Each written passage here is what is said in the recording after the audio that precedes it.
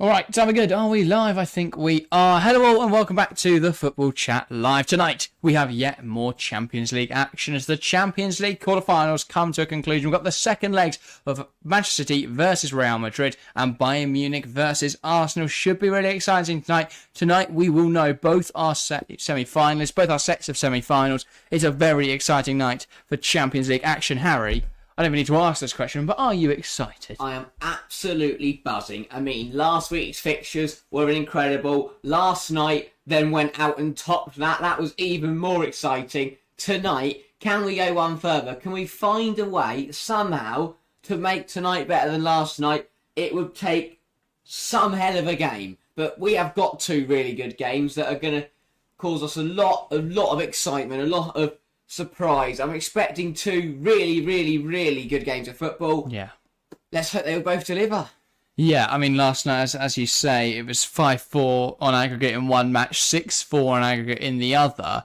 If we had anything like that this evening, then, well, we are in for a fantastic night of football. So hopefully we do get similar scenes this evening. And I think the game we're covering will provide that action. Manchester City versus Real Madrid, in my opinion, the best two teams in world football right now will face off. I think that can only, have incredible consequences. It should be a brilliant game of football. And then across in the other game today, over in Germany, Bayern Munich welcome Arsenal to the Allianz. That should be a really exciting game as well. So we'll keep tabs across the two of them. And I think that game has potential to be even better. Yeah. Perhaps not tactically as strong or, as big a storyline, but you've still got, Kane and Bayern's last chance at actually doing something this season. You've got Arsenal's chance to prove themselves on the European stage for the first time. And, I think a lot of question marks around Arsenal because they didn't win anything last year despite being right in the title race. If they don't win the Champions League, they probably won't win anything this year, given City are now top. So it's a fascinating, so many storylines going into these Champions League quarterfinals. I cannot wait for this evening, and hopefully we'll attract some brilliant Champions League football. Yeah, 100%. And I think the fact that both ties are still level on aggregate is perfect. It's exactly what you want. It's like going to the game 0-0, which, I mean, some people might view as a bad thing. I personally view it as a brilliant thing. It means that the game kind of resets again. We get all that action once again. And to be honest, I'd be very surprised if we don't go all the way in one of these two quarterfinals. There's a high potential that we do need extra time or penalties to split, such incredible sides. And that's the point of football we are at right now. We have got these quarterfinals where it is impossible for these two sides to beat each other across 120 minutes. And that's what we love about the Champions League. I might be wrong. They might not deliver. They might be a 1-0 City win and a 1-0 Bayern win and we'll all go in forward. Well, to be honest, I think last night was the better potential for a penalties or, extra time at least. But we didn't see that. And I don't think we'll see it this evening, unfortunately. Wow. I think there will be decisive results in both games. That's my prediction. Let's have a look at the lineups then, and we'll discuss those. Then we'll get some predictions before kick-off. Manchester City, the home side, are at the Etihad Stadium, and they line up as follows. It's a 3-2-4-1 for City tonight, as we expect to see. In goal, it is Ederson, who returns from a small injury. The back three, captain Kyle Walker, Diaz, and Josko Gvardiol. Akanji will drop into there, but he'll also play as the midfield pivot with Rodri. On the right flank is Bernardo Silva. On the left flank, Jack Grealish, De Bruyne and Foden, the two attacking eights, and leading the line, it's Erling Haaland. Quite interesting, this team. First, I want to talk about Jack Grealish. Right decision to bring him in a game like today? Yeah, it's an interesting one, isn't it? But I think so. Grealish is one of those players you want in knockout football. His ability to win free kicks in dangerous areas, his ability to take on players can be very valuable, when you need a goal. Yeah, he has a lot more control, I think, to City as well. The fact he isn't quite as ambitious as a Jeremy Doku, for example, in possession. The fact he will play those safe passes and will hold the width really well. It does offer a bit more tactical manoeuvrability, a bit more stability in possession for Manchester City. Let's have a look at the Real Madrid side then. I think this was fairly obvious, but no real shocks. In goal, it is Andre Lunin. In the back four, Carvajal, Rudiger, captain Nacho Fernandez, and Ferland Mendy. Across the midfield three, Valverde, Camavinga, and Toni Kroos. In attacking midfield, it's Jude Bellingham, and a front two of Vinicius and Rodrigo. Now, there's going to be a lot of interesting things in this team. First, obviously, no Aurelien Tchouameni. He unfortunately did pick up a suspension, didn't he? I believe he got booked in that City game, so he is out for this match, and that is a shame. A big thing as well for Real is that Militao is back on the bench tonight. Unfortunately, not fit enough to play. That's a really good sign for him. He's missed 7 months, I think, with an injury, so that's fantastic for him to be back amongst substitutes. And yeah, I think Real side very strong. Valverde probably one of the best performers for them in the first leg. Jude Bellingham was a little bit quiet, and I think a lot of today's game will be dictated by how much of an impact he can have. But I think you could lobby the same argument at Erling Haaland. I don't think he had much of an impact in that first leg. So for both these sides, they need their best players to step up into the roles that they are used to stepping up into. Yeah, 100%. And I mean, I think that's an interesting point, isn't it? That Real Madrid, the big players didn't turn up as well as we were expecting them to, but they still managed to get a draw. Is that to say that if these big players do turn up, will Real get it across the line? But then you flip it over to the City side, and can Haaland get the better of Rudiger? Because to be honest, in that first leg, Antonio Rudiger did a number on him. And Haaland couldn't really do much. But if Haaland does get chances and can get involved in this game, will he cause problems? Will he change this game for Manchester City? Maybe so. John Hampson wants the stream, just putting WTH ? Well, welcome, John. Good to see you.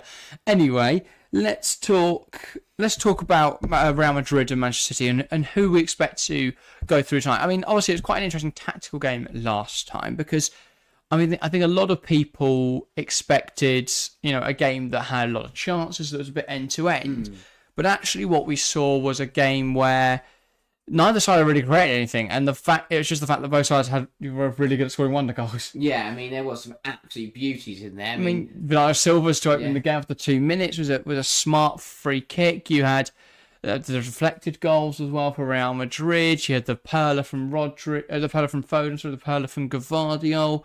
It was just all screamers. And I think we could be in for a similar game tonight because that tactical side is so difficult to implement when these sides are so strong and so capable at both ends of the field. So I think we should be in for an interesting game tonight. The other match, Arsenal Bayern, we'll do our predictions for that game first. Then what do you expect to see in it? Yeah, I mean, it was an interesting game in that first leg, but for me the key difference could be Bayern Munich at home.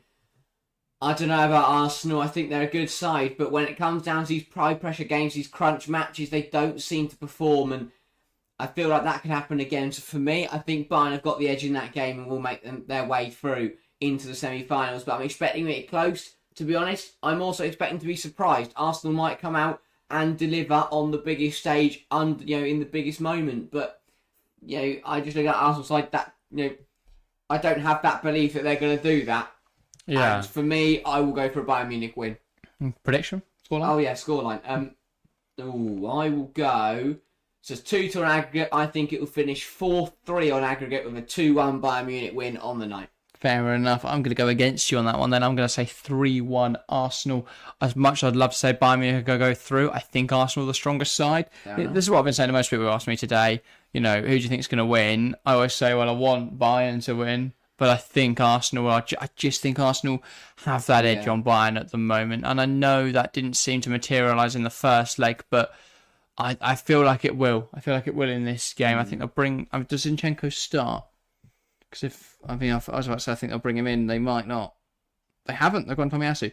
And either way, I think it'll be very interesting to see what happens there, what they do there. But I think that Bayern are a bit one-dimensional at times, and I don't think they pack as much of a punch as Arsenal do. If Arsenal play the way they should, they'll win that game. All right, okay. But very much depends. Let's predict this game then. Manchester City, the hosts. Real Madrid, the visitors. Does that have an impact? Who knows? No. It's he had. There's no hope. But I think it's going to be a really, really tight game. Lovely tifo, though. Yeah, and to be completely honest, I can't call it. And I said there's a big chance that we go to extra time or penalties tonight. And I am going to go for exactly that. I will go for a 2-2 draw in normal time. And then I'm not going to predict the winner after that. Okay. I'm a fence sitter. I don't care. I can't call this game of football. I really can't. I think it'd go either way. Okay. I don't see a winner. Well, no, there has to be a winner, but I don't see one. So no one's going to win this. It's just going to end. Yeah. Fair enough.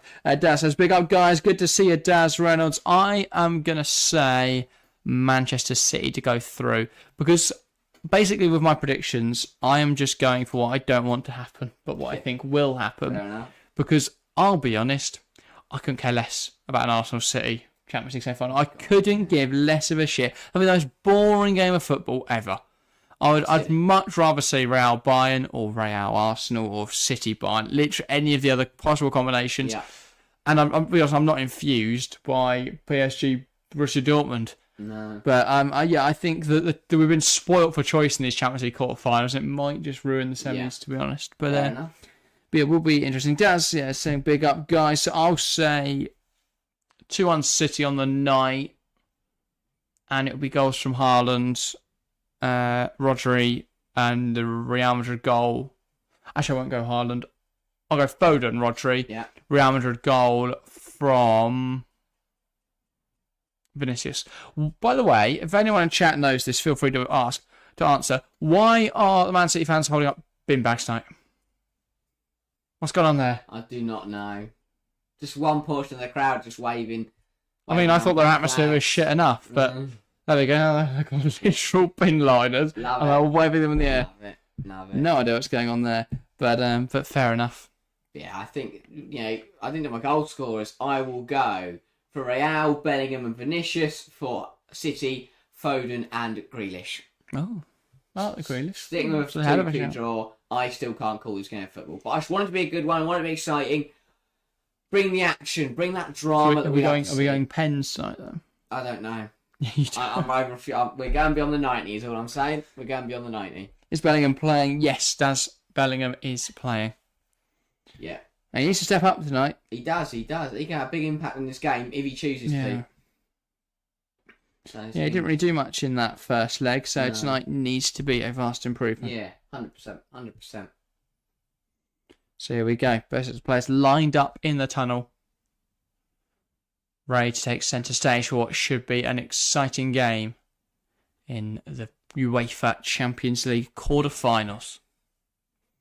Manchester City versus Real Madrid, 3-3 on aggregate heading into tonight's game.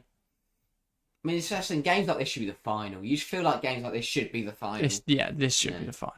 But it's not. It's the quarters. It's a shame because I think that City's first Champions League title against Inter Milan, I think you can discredit it somewhat. Obviously they beat big sides on the way, but the final was awful. So most people won't remember that. Inter Milan really should have won that game. But City, they've got one under the belt. I just don't see who from the other side of the draw gives a good game now. I think if City win this, they've probably won the At least if you had that Letty in there, I don't agree with that because I think Arsenal can beat City.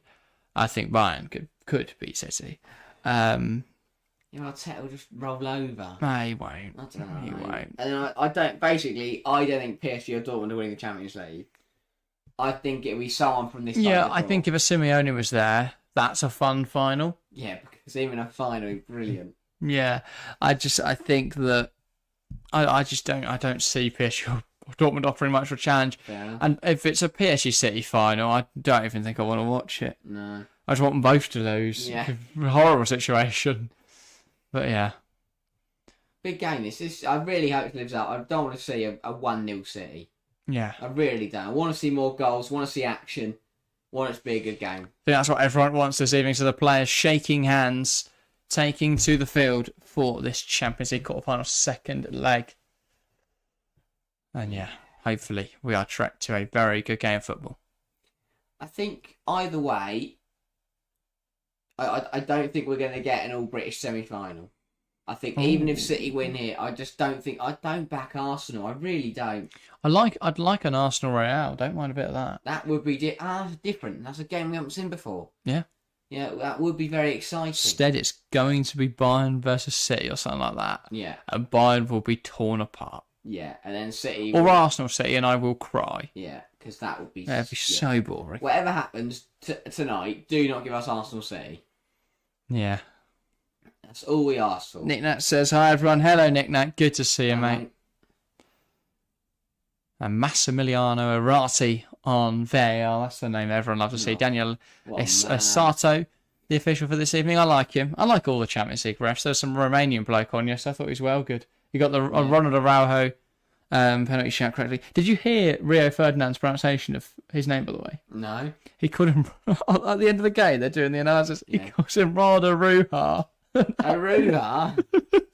Honestly, I'll drop on the clip later, but it just goes. The game changed when Ronald Araujo. Rio Ferdinand should not be a pundit. That is ridiculous. Also, Real Madrid are carrying 4 yellow cards tonight. If Vinny, Bellingham, Camavinga, or Carvajal get booked, they will miss the semi-final. Yeah, I think that Bellingham and Vinny are the big ones. Obviously, Carvajal and Camavinga still misses, but you'll have Tchouameni's back to fill that Camavinga hole, or Luka Modric. So it's not the worst situation. Bellingham needs to be involved tonight. He needs to take control of this game. A game.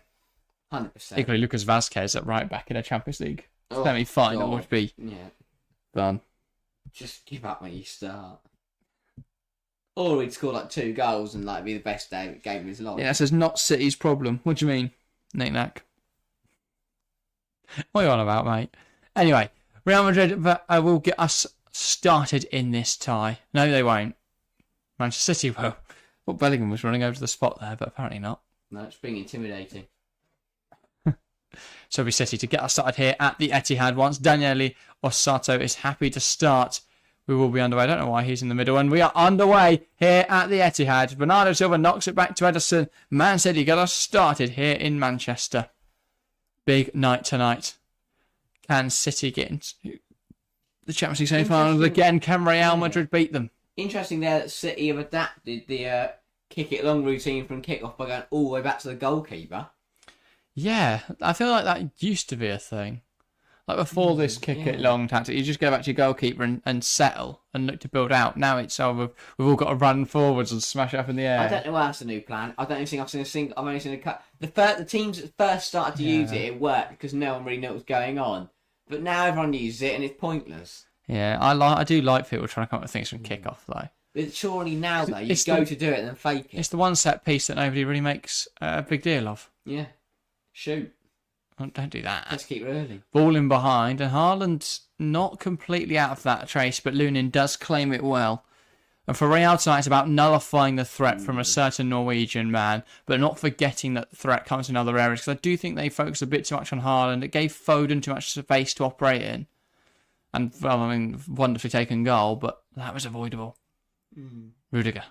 I mean, also having Lunin in there is a I know obviously they've got injuries to Thibaut Courtois. I don't really know why they don't play Kepa when he's on the bench. Here's Lunin. He's better than Lunin. Is he though? Right, Lunin together with Grealish there, so maybe. But I mean, Lunin should have saved the free kick in the first leg. I think Lunin's it has been better for Real this season than Kepa has been. Yes, voting in the bottom chapter, 57% going Man City tonight, 14% Real Madrid, 29% extra time or penalty. So interesting to see. More people think this will go beyond the 90 minutes than think it will be a Real Madrid win, which is I find that quite interesting. Oh, what a touch that is from Carvajal. Bellingham, Valverde, scoos that one a little bit.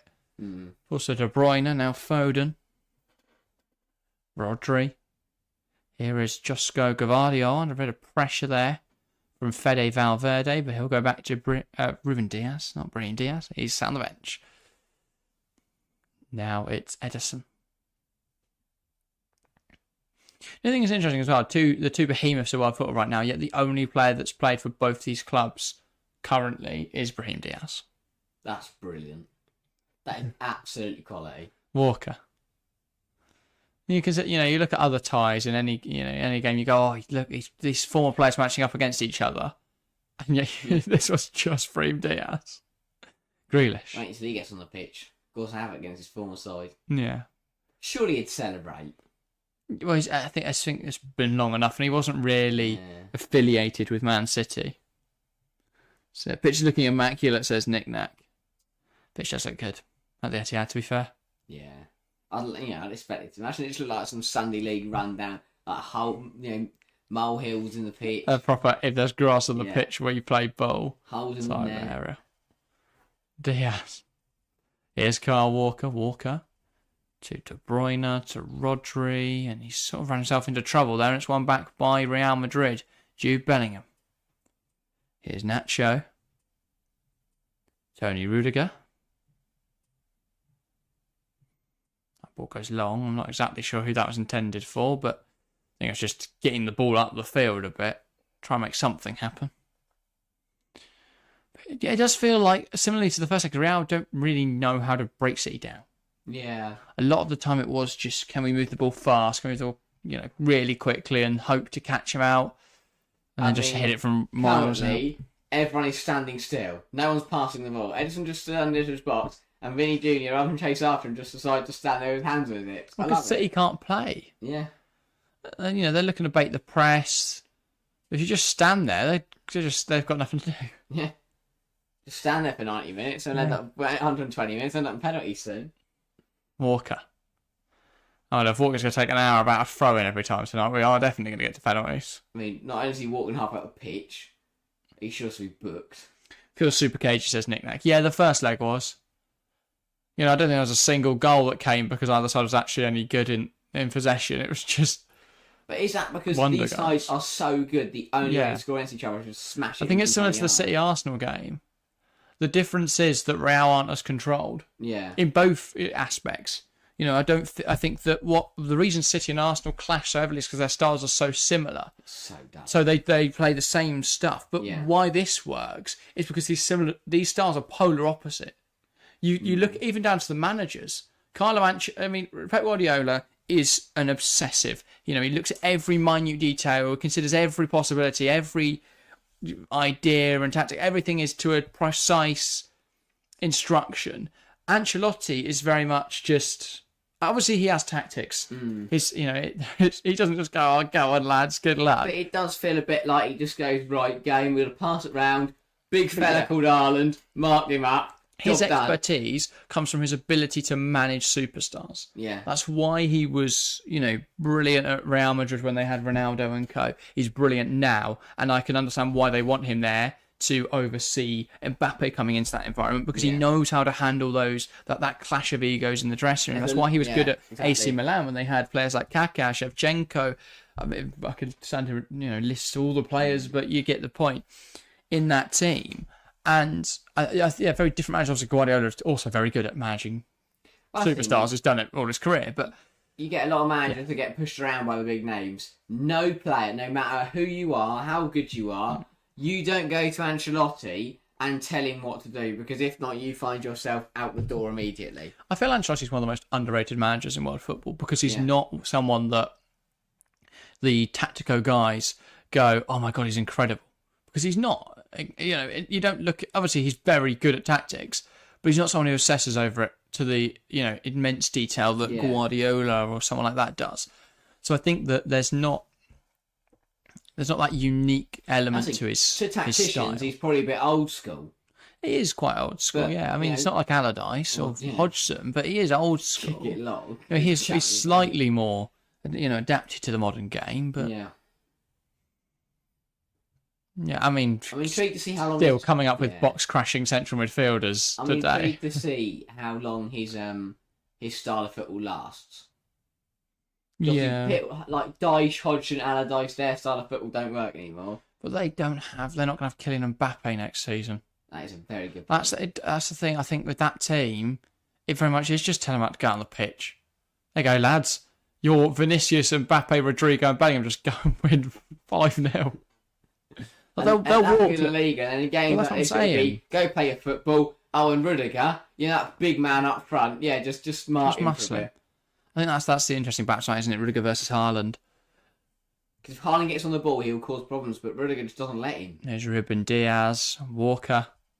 I feel like City games turn into more podcasts because City don't play for interesting stuff. De Bruyne puts it into the box, claimed well by Lunin.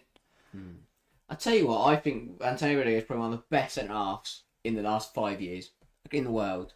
Yeah, I would agree. Absolutely phenomenal. I wouldn't go quite to the decade, but definitely the last 5 years, because when he first joined Chelsea, it was like a car crash. Yeah, I don't think it is the decade, though. Because it's not... We're out of this... I think, if you go 10 years back, That's not your Terrys and people like that. I think Van Dijk, I guess. Vincent Kompany. Maybe. Just about encompasses. I feel like he's the last decade. If we're talking, as you say, Rudiger 5 years, so this the 20s.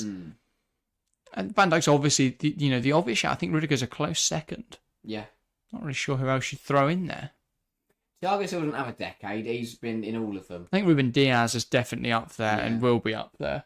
I forget how long he's been at City, to compete honest. He's been here for years. Yeah, 2020, I think. Or Crazy. 2021. I mean, look where he is now. I want to say, actually. At the moment, he's playing up front. He has to Yeah. drop out of it now.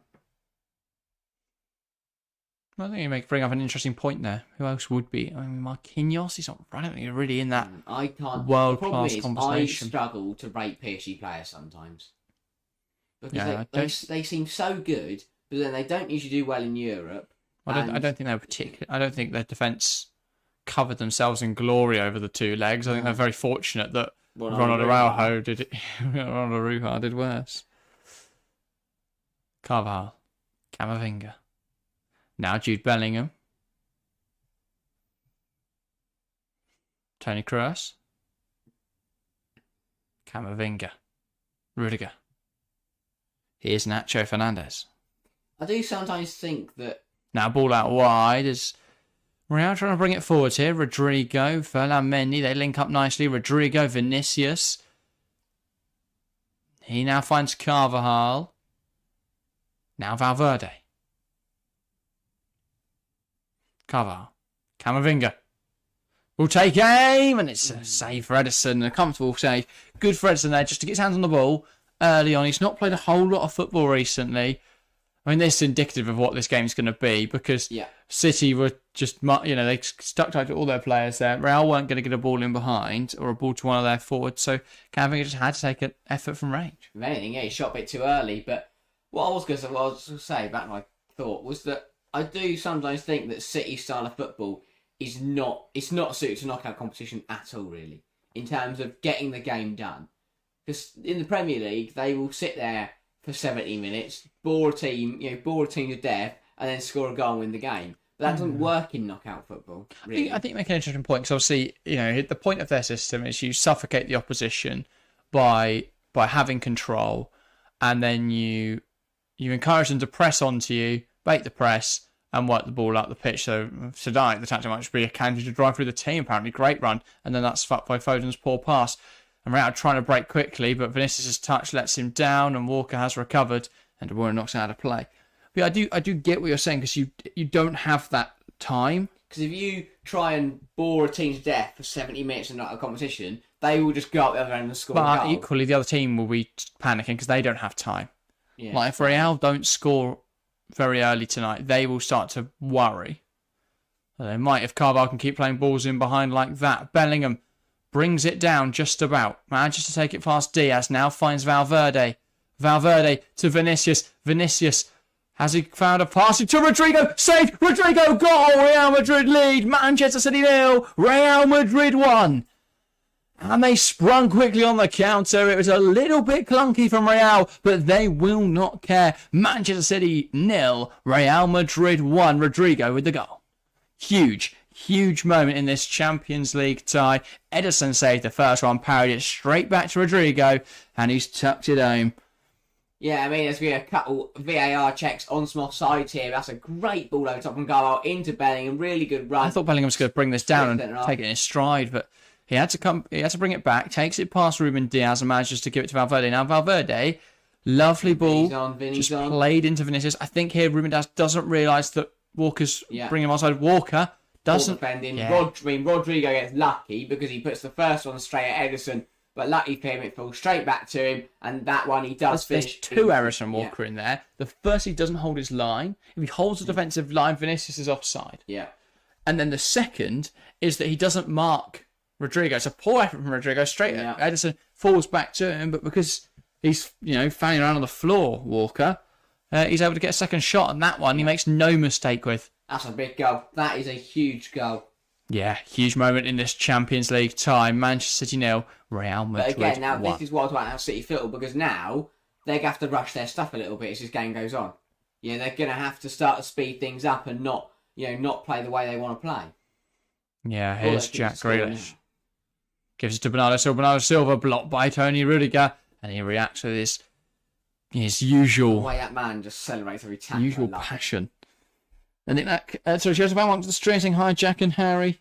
Saying, poor positioning from Walker. Yeah, it seems that way. I say, if he held that line with Ruben Diaz, he would have ruled Vinicius offside, and then he should have been a touch tight, with Rodrigo. So, yeah, a bit poor from Kyle Walker. But yeah. City corner then. A lot of aerial threat. Don't know why Bellingham's marking Haaland. Doesn't seem like a great idea. Ball in towards the front post, and it's not exactly gone anywhere. It's on the roof of the net, and that will be another corner. Yeah, I think so. Not sure. I think that might be Danny Carvajal who got the touch in there. Look like I just gave it for the sake of it. Well, he didn't seem to know. No, he's just trying to argue it. He knows who envelopes carries more money. And Bellingham's going to have a word. He's talking to here. Probably been a bit too aggressive on Haaland, which you'd expect, saying he's smaller than the Norwegian brute. He's going to try and find any way necessary to him. Obviously, very good friends, those two. Kevin De Bruyne. Ball into the box and tipped over again by Andre Lunin. Yeah, smart goal at keeping that. Doesn't try to catch it, doesn't try to parry it. Just gets it gone. De Bruyne, quick free kick with Grealish. Puts it on the keeper, punched away. It's his. Bernardo Silva on the edge, going to lift it towards Grealish. That's headed away by Valverde. Drops on the edge, though Vinicius will drop in and receive it. Now Rodrigo, and there's space to drive into for the Brazilian. Gavardio keeping tight with him, and he goes down there, Rodrigo. It's not given. It's a throw-in for Manchester City. Yeah, I think Rodrigo got caught on his feet there, and then when he got caught up to, he tried to carry on running, which wasn't really going to work because he'd already been caught by Gavardio. Just a bit of poor decision making there, and I think he was looking for a foul in the end, but nothing given. Yeah, it says KDB trying to do a JWP. Yeah, scoring directly from the corner. Here's a Kanji. Now Rodri and Bellingham all over him, but he does manage to find a pass to Diaz, who gives it to Walker. Walker carries that ball forwards, and then Toni Kroos just stands in front of him. Camavinga gets out wide. Rodrigo wants to take on Diaz here. Diaz manages to stop it. And there's a claim though, he stopped it with his arm, but Daniel Sato not heeding those calls. Did look like he scooped it out with his arm, but maybe not. And now City ball long. Grealish keeps it in play. Bernardo Silva ball in. Erling Haaland, and it's over the bar. Big chance for City. Goes begging. Haaland heading over. Yeah, City just sped up a little bit there. Very, very good switch into Jack Grealish, who does well to keep this on. Realises he's not going to... Cracking ball from Rodri. Yeah. But he knows where Bernardo is. Thought making a big tackle there. He knows where Bernardo is there. I'll tell you what, that's what happens when Haaland is being marked by Nacho Fernandez and not Rudiger. Nacho, don't jump with him. No, but he did nudge him, put him off balance a little bit. He did. And to be honest, jumping with it, you're not going to win the header, are you? You put him off though. But he does that by nudging him instead. Yeah, I suppose. Whereas Rudiger just jumped in his face. He jumped over him. Yeah. Kicked the ball away. He'd find a way, that man. Here is Kyle Walker. Now it's Ruben I do Diaz. think Real scoring first has made this game more interesting. If City had scored first, City could just, relax, play their ball, keep the football and see this game out. But now, City have got to think. But I think there's more chance that Real concede than City do. Again. Still goalless in Bayern Arsenal, I I take it? believe so. I could see that Yeah, game being 18 0-0 down the minutes. way of time. Just nothing happening. But we'll find out. I feel Arsenal should be kicked out for their green kit alone. Horrible. Heading isn't Haaland's forte, says Nick Knack. He's scored a fair few headers, though, for a guy who isn't his forte. I think it's the fact he's so tall and so big that he does always get a free header, so he's always going to score one every now and again. But I get what you mean. I think I've seen a few of those go over the bar in that kind of fashion. Maybe he's too tall. He's got too much power behind him. Because when he jumps, he's taller than the goal. I think maybe City just aren't very good at crossing. Yeah. They don't cross balls into the box, do they? No. It's more like they play a pass. Bernardo had to there because he didn't have an option on. Yeah. Here is a Kanji. Feeds it through De Bruyne. De Bruyne across goal. Lunin saves it well. Big hand. Bernardo heads into the box. Haaland across the bar. And it falls to Bernardo. Days. But he puts it past the post. I don't know how none of them have gone in.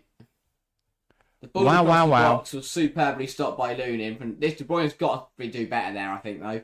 I mean, they keep doing this, City, as though Lunin isn't going to pick up on that. That's all they're doing. And then Haaland's header here. He beats Valverde in the air. Surprise, surprise.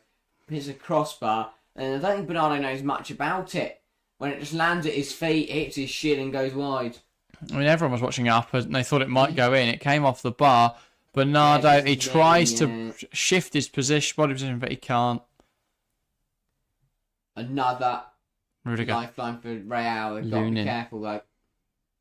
They're getting away with a couple now. And the actors in the crowd could not believe it. Rodri. Walker. I mean, they're very good at their job, I'll give them that much. Rodri. Gvardiol. Now Diaz. They put their bin bags away now. You no idea what that was about. No. That's just some lovely tribute or something, but doesn't seem that way. De Bruyne. There is Josko Gvardiol. Haaland just gets muscled off by Nacho Fernandez really easily. That's an interesting crossfield pass from Carvalho, sorry. Gets away. Brilliant pirouette from Toni Kroos. Good, Bellingham there. Despite being pressed by about four players in that Man City box midfield. Toni Kroos is so good. Like, he just does everything you don't notice. He's very, he's effortless in how he does the simple things. He makes it look. Well, they're not even simple things. He makes the simple things look incredible. Even when he makes a big tackle or a bad tackle, he makes it look, so relaxed. Nick Nack says rebounds are difficult from close range like that. Speak for yourself, Nick Nack. That's about 90% of my goals in my football career. So I was on a shot, it's a post, I'm there, head home, and then fully give it the Aguero. Yeah. Just wheeling away, but yeah. Real free kick. 20 minutes gone then. Interesting start to this game. City games are just a bit... it's really hard to talk about a City game because what is there to say? Ball running behind, Vinicius. I feel like I talk myself in a trance whenever City are in possession. Yeah. Like Walker. Looking for an option. Goes to Gundogan. Rodri back to Walker. Walker into Akanji. Rodri. Back now to his goalkeeper Edison. Edison out to Josko Gvardiol. Obviously their football is still stunning to watch. Rodri. But the problem is you've kind of got over that phase where it's like, oh my god, wow. It's just a bit like, okay, yeah, you do this every week. We know you're incredible. We know you're, it's therapeutic watching your team play football. Just, mix it up a bit now. Put a risk in there. Imagine City did just come out and play completely different football one day. Sam Allardyce. Yeah. Let's sit in an 8-man defence, low block it. Would that not be smart to do against Arsenal? What? Mix it up? Yeah. Probably not. There's a reason that Guardiola settled on this brand of football is because it gives him the most control. Yeah. I think if there was something better, he'd probably gone for it. 3-0 Chelsea, by the way. Kadisha Buchanan with that goal. I mean, guess it's not a corner and not a screamer. If it's the latter. Can have England as well there, just to draw the foul. City have reacted well to going behind, says Nick Nack.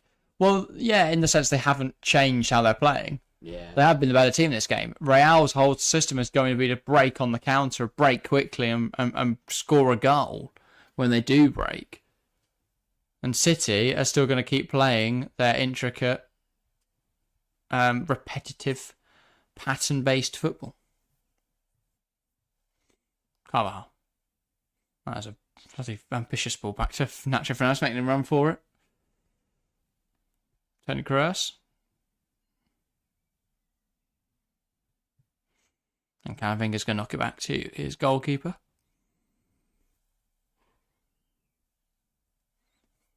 And Rudiger.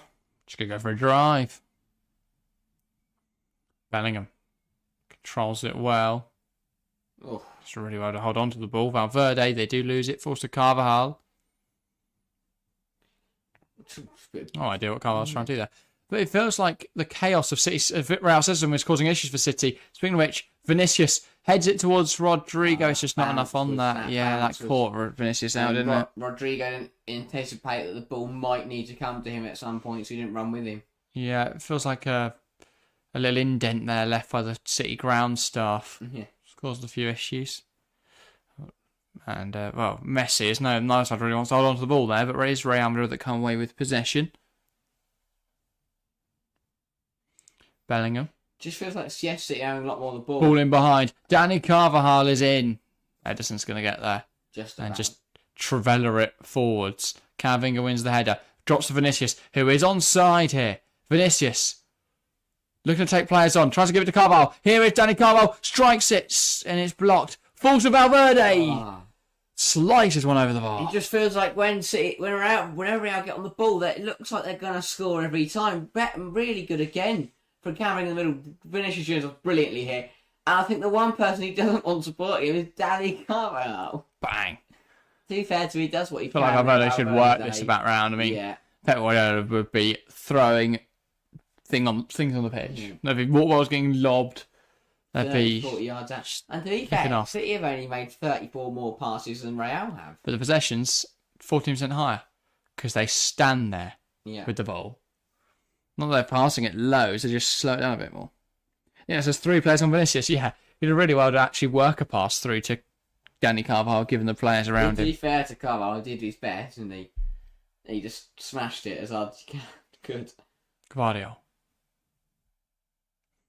There's very much a situation there where in the modern game you could just run at them because you're either going to get a chance to get a shot away, which is either going to be on target or blocked by one of them, in which case it could be a hand. Yeah. Or they're going to have to foul you.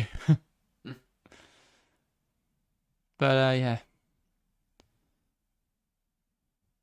Here is Rodri. Diaz, Akanji. City need to wake up, says Chessman.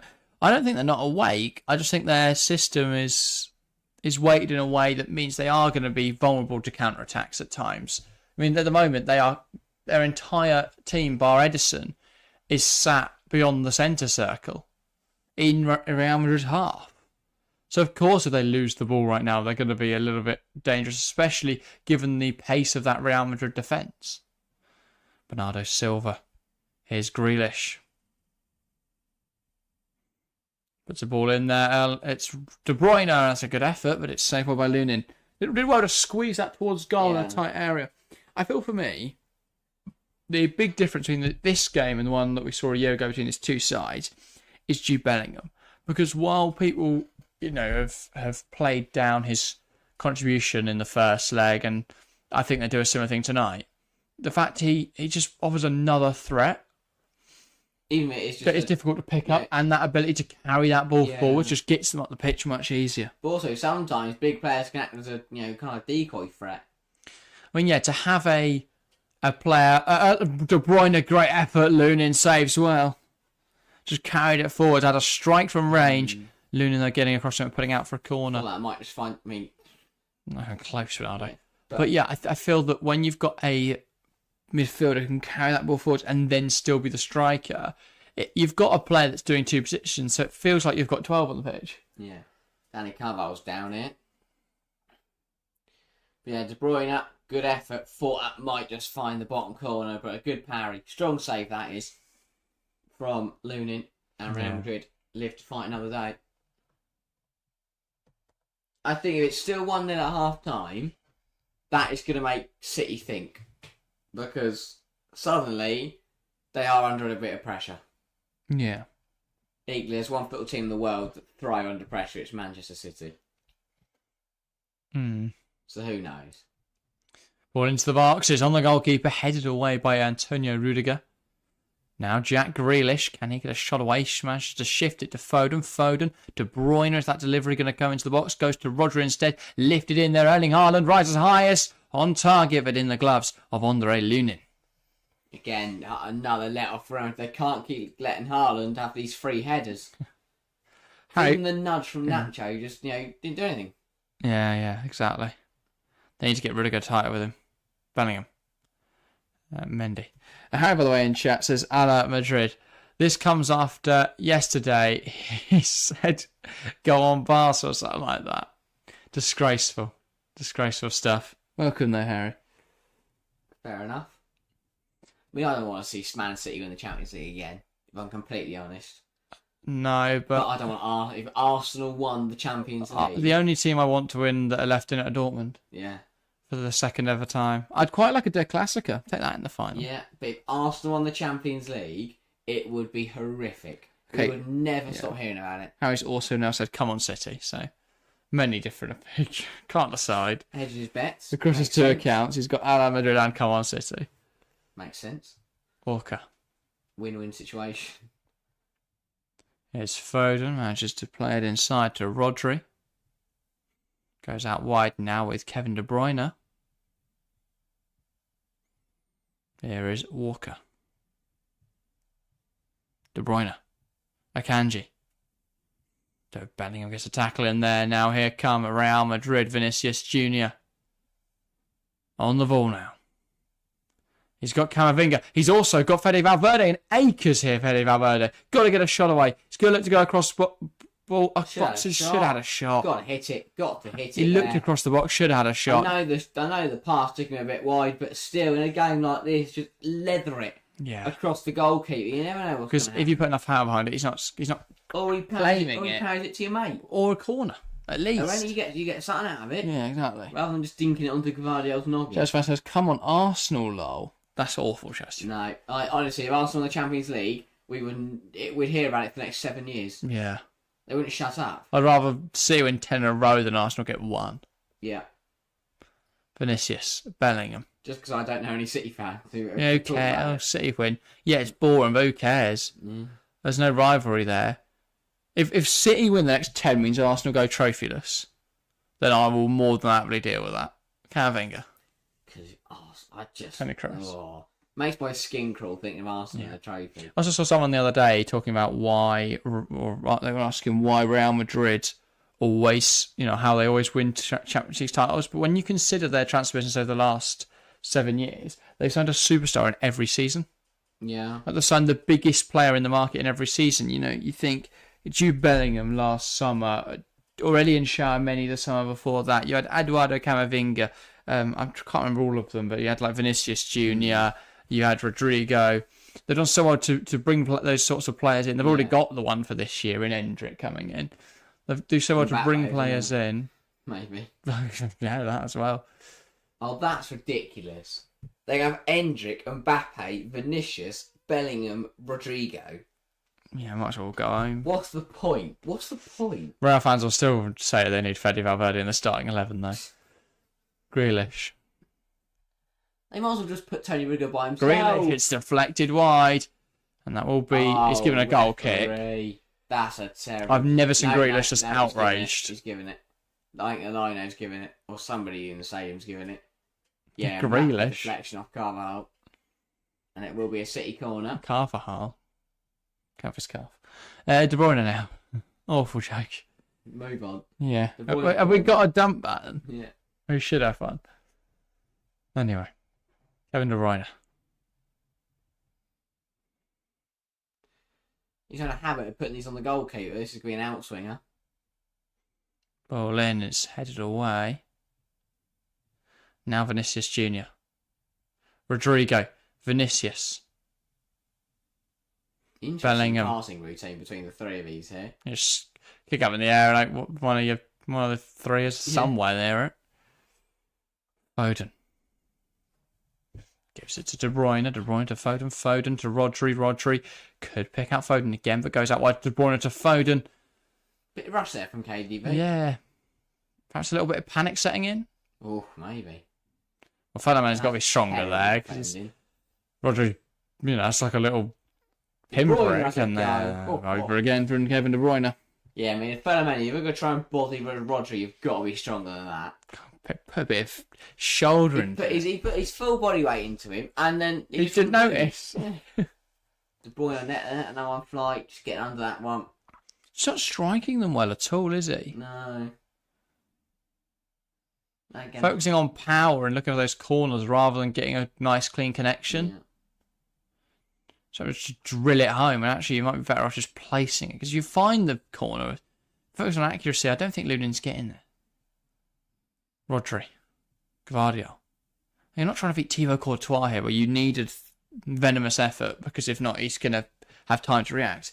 It's Andre Lunin. He's not a bad goalkeeper, but he's not world class. Yeah. Nick, I said City looks so vulnerable on the counter. Yeah, they do all the time. Rodri. It's just teams in the Premier League aren't good enough to see that. I mean, look at the one team that have caused some issues this season. It's Chelsea. It's because they're also vulnerable on the counter. And again, the team that's caused some problems over the years is Liverpool. Yeah. The reason Arsenal don't cause some problems is because Arsenal play exactly the same style of football. Dull. But yeah. Another City corner. I'm very much looking forward to the new era. I've had, it's been brilliant, Pep versus Klopp. Yeah. But I'm glad it's over. I thought next season's Pep's last. And that'll be interesting. And maybe they'll lose the title, changing the guard type thing. I think then you will have Arteta. You will have De Zerbi. I think will be a big club. Yeah. Whether that is Liverpool, whether that is Chelsea, whether that's Man City, I'm not sure. Ten Hag. You might still have Ten Hag. That's a terrible clearance. Not really a clearance. Eventually hacked away. You'll have whoever the hell Chelsea bring in if Poch isn't still there. Which Poch might be. If they get Europe, I can't really see why you sack him right now, because there's not much available on the market. I think if Chelsea finish in the top 8 and win the FA Cup, that's a successful season. I finish bottom of the league. If we win the FA Cup, I'm elated. Because it means beating Man City and then not Coventry. Bottom. Don't want to go down, but Kroos goes down on the challenge from De Bruyne, and he's a bit annoyed. Soft one. It is a soft one. Because that's the other way around. That's not given as a penalty. I don't know. Oh, there's a bit more. There's not a whole lot. There's not playing the ball there. Yeah. He's shoving him. And again, the paid actors were up on their feet, roaring away at the referee. Yeah. Anyway. Got some exciting action coming up in the Premier League. Obviously, the Premier League title race will be reaching its conclusion in 19th of May. Well, we are 33 days away from the end of the Premier League season. Ridiculous. 33 days. That's scary. We've done another year nearly. Oh yeah. I feel like we're only 60 days away from the Euros. I can't wait. Euros will be so Less than good. that. Here comes City. 14th of June, isn't it? Grealish in on goal, and it's blocked by Rudiger and into the side netting. No, I think it's wide. Did he just hit it wide? I thought Rudiger got a touch there. Just on it. I was going to say. Sorry. Bernardo Silva. Hasn't scored. Here's Kevin De Bruyne. De Bruyne on the edge. It's Rodri. De Bruyne. Ball whipped in. And that's a really easy ball for Lunin to claim there, the in-swinger. I don't know how Man City haven't scored in this game yet. There had so many chances. Huge opportunity. Jack Grealish struck it, but blocked wide by Antonio Rudiger. Thought I might have found the top corner even with the deflection. Ball forwards from Rudiger. Fede Valverde not really able to offer much of a contest in the air to Josco Gvardiol. I thought that was going in. You're giving Kev shooting lessons, he says. Well, I think he's rushing him a bit. I'm not saying I'd have struck it top corner, Nick. I would have. But Laces through it. I think you can still... I don't think you need to be able to do what... I don't think you need to be able to do what you are saying they need to do. Oh, yeah. If you get what I'm saying. Like, I can tell Gordon Ramsay his food tastes rubbish. Exactly. Yeah. I can watch football. I'm not saying I'm a professional. But I know he should be striking them better. Take Pickford on Monday night. Grealish gets around Carvajal there, and there's a conversation here. But it will be a card for Carvajal and a free kick in a good area. Yeah. That's worry. That'll be frustrating for Real Madrid. But and so he will miss. Yeah. If they do go through, he will miss the first leg after the semi-final.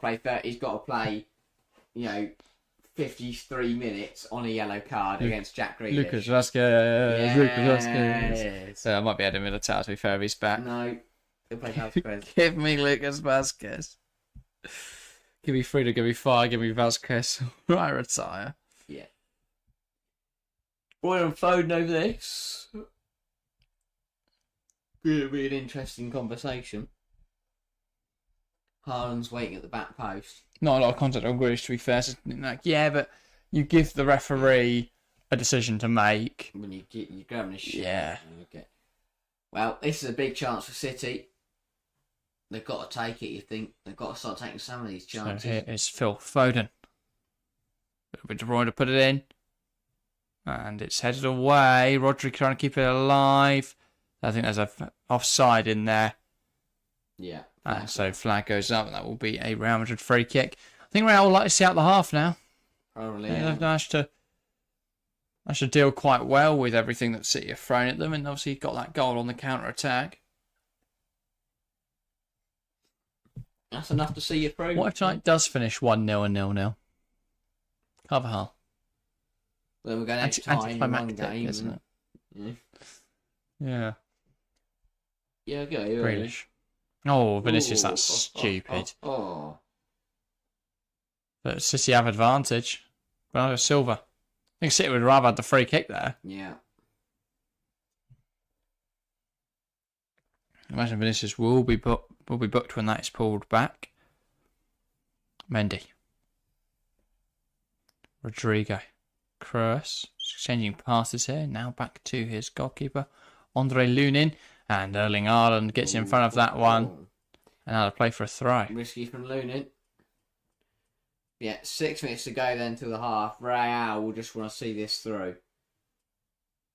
Yeah, they can get to half time, put more pressure on City, make the home side think about what they're going to do in the second half. No, you got a card then for Vinicius Jr.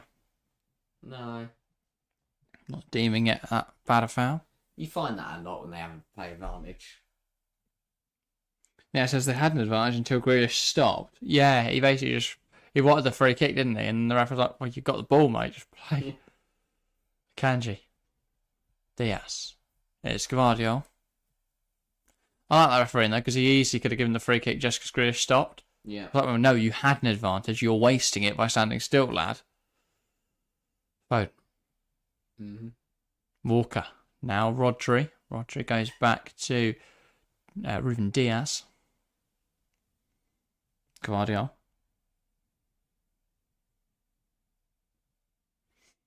Rodri. Gvardiol.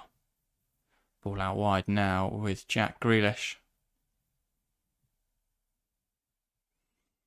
Gvardiol towards Grealish, but it's stopped, and here come Real Madrid. Rodrigo. Holding off play as well is Rodri to Phil Foden. Kanji. Well, back I can think of it, it's a little bit messy, then cleared up the field by Nacho Fernandez. Vinicius will give chase, but he's not going to get there. Walker's furious about something. That's the fact that Rodrigo has hit the deck. No, I don't know why he's annoyed at that. He'll have to stop the game for an injury. Oh, I don't know why he's gone down. What's he? Winded. Yeah, that could be hip. If he's dislocated his hip, then I think... I think it'd be a bit of pain if he dislocated his hip. It's a tackle from Vinicius. Oh, I don't think that's... No, it's not foul, really. No. Vinny had a lot of words for him. Neil says, first 5 minutes Real Madrid were great, but since then they could be Luton. Well, that's the thing Real have set up today, just to sit deep, soak up the pressure, spring on the counter when they can. But yeah, ultimately they're not going to. You don't go to Etihad and try and outpass them. It's not going to work. The worry for City will be is that if Real Madrid manage to get a second goal, suddenly they're in big trouble. You look at the teams that have had success against City this season. I'm sure that's what Ancelotti would have done. You look at that Chelsea team, who set up defensively, sprung on the counter. You look at the Wolves team that beat them in the opening game weeks. They're the type of teams that they'd have been looking at and preparing for this game. Yeah. Yeah, no, it is. It's not been a good start for Man City. Real Madrid will definitely be happy with the two sides. But I could easily find City finding a way to score here.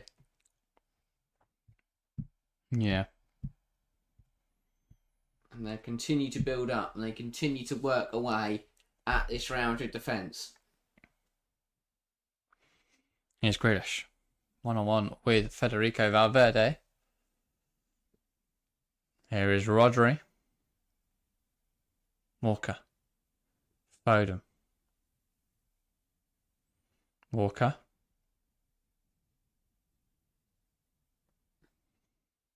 Gvardiol. Now Grealish. Bernardo Silva.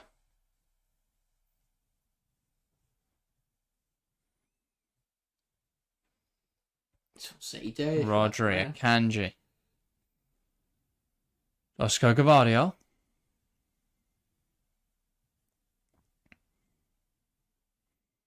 Akanji. Grealish.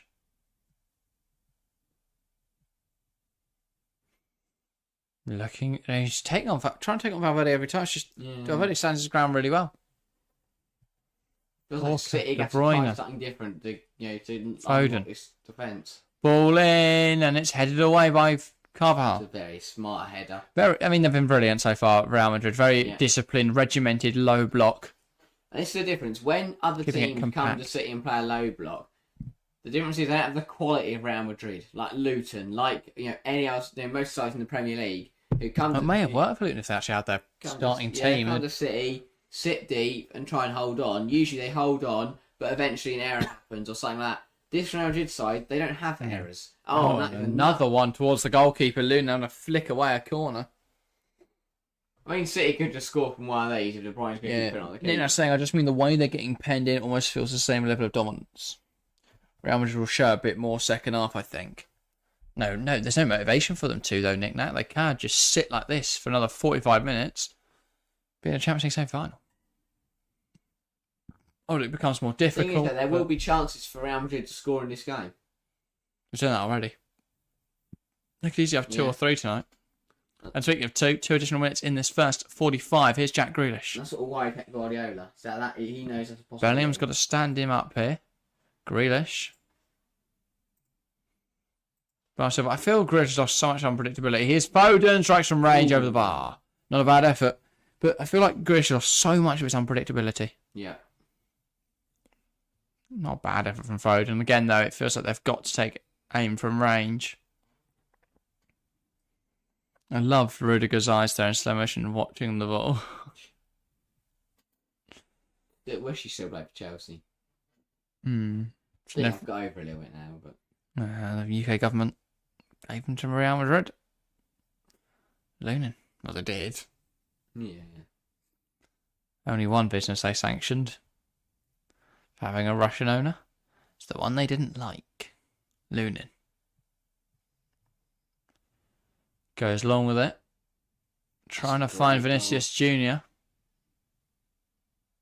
No. Oh, no. That's a terrible decision. That's not That a is a terrible decision. Oh, no. It's the wrong one, though. Vinny leans in on Walker's trying to win the ball. He goes down holding his stomach and he wins a free kick. Let's get explained to Kyle Walker, but I don't think Kyle Walker's done much wrong there. Yeah. I think that says, don't think they can. City will wear them down if it carries on like this.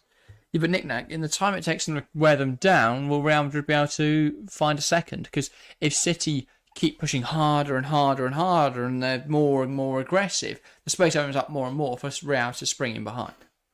So it goes both ways. Ball in from Toni Kroos and it's blocked by the first man, De Bruyne. That's terrible. Yeah, that was. And now City could break. First time today, Real out of position. Foden towards De Bruyne. Puts it in towards the box and Failing. Gets rid of it. How is City so bad at playing just off the cuff there? Yeah. Anyway, Manchester City 0, Real Madrid 1 as we go in for the half-time break. The game so far settled only by a goal from Rodrigo.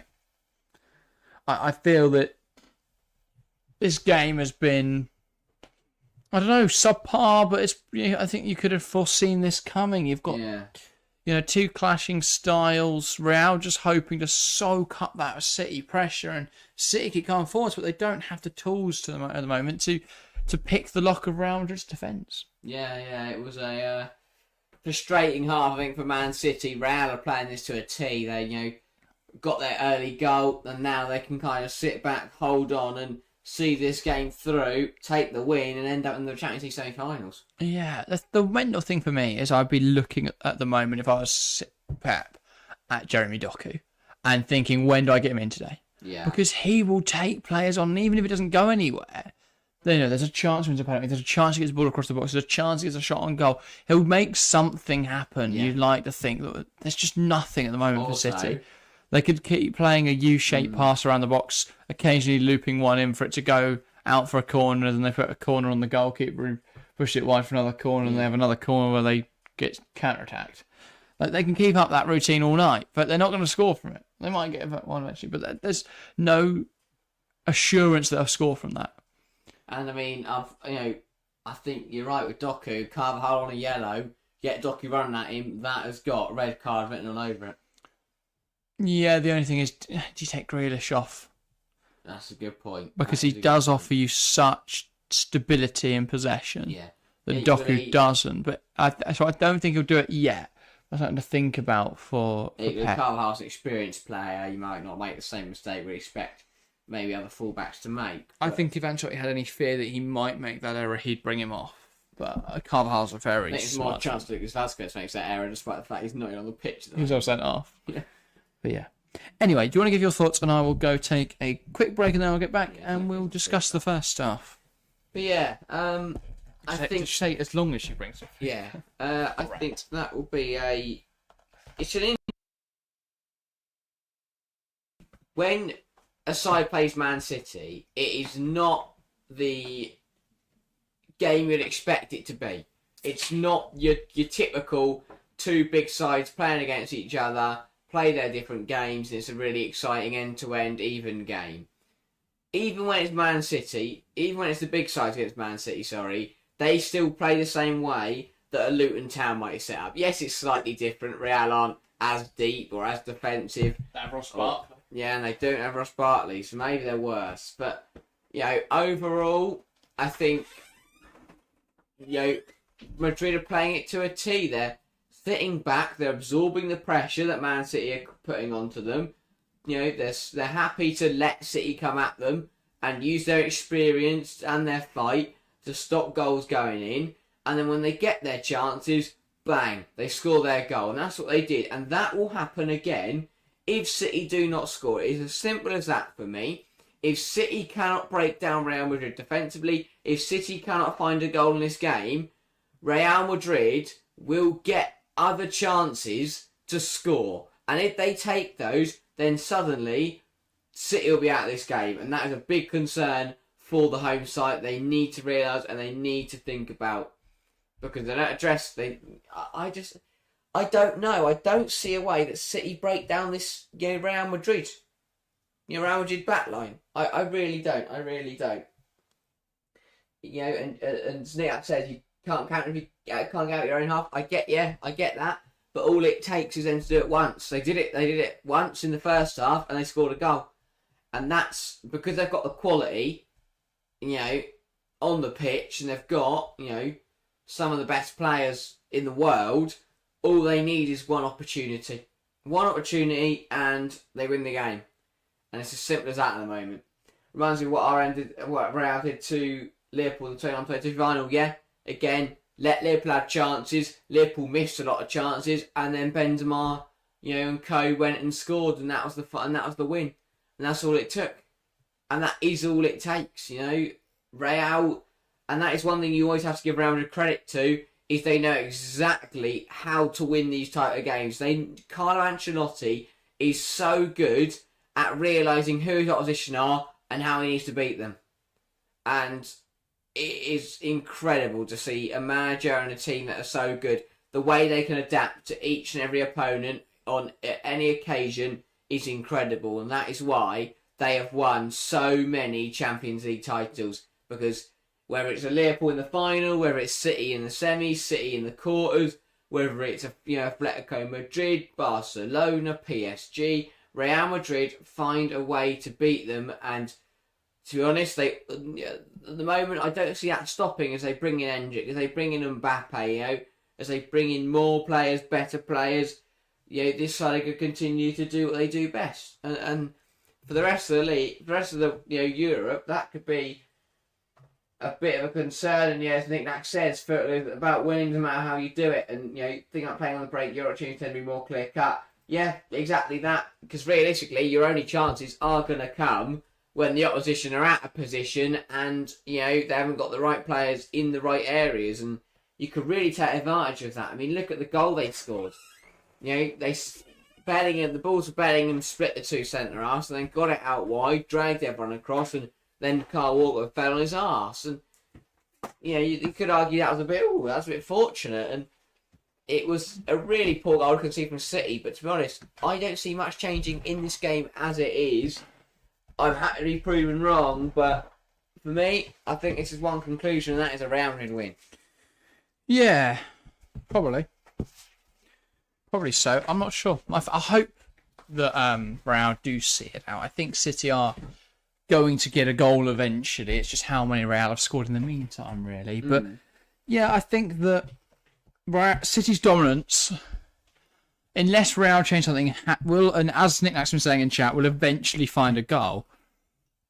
It's just whether Real have got a goal before then or after then, and I feel like they definitely could. I think that while this Real side haven't been all over City, the goal shows that when they get their chances, they will take them, even if they do need it to be parried back to them so they can score on the second shot. They will get those chances. They will take those chances. So, yeah, I don't think that there is too much fear that City could walk the second half. Because City have had so many opportunities and have not taken any of them. The best probably being the Haaland header that was over the bar, or the Haaland header that was saved. So, I feel... the one that hit the bar. Yeah, sorry, that's what I meant, not the one, on hit the bar. But, they've come close, City, but not close enough. Oh. Having that chance there, where Haaland's header hits the bar, drops Bernardo Silva, he just can't adjust his body in, quick enough. But yeah, City are a very good team. They will have more chances. Probably about a metric ton of them. Sure if they can take them. Because Real are set up very well. It says Grealish came close with a deflected effort. Yeah, but again, obviously, came close. But it was deflected because Real got out to him quickly, shut that down, made sure it wasn't too much of an issue. I mean, I'm going to have a look at some statistics. I'm very intrigued to see what the expected goals is for this game. Because, as I expected, 0.99 for Manchester City, 1.07 Real Madrid, despite the fact City have had 63% of the ball, 11-5 shots. City have created so many more opportunities. Those two Rodrigo chances would have registered a lot. Well, we can have a look at that. So the goal for Rodrigo was 0.7 and the shot was 0.56.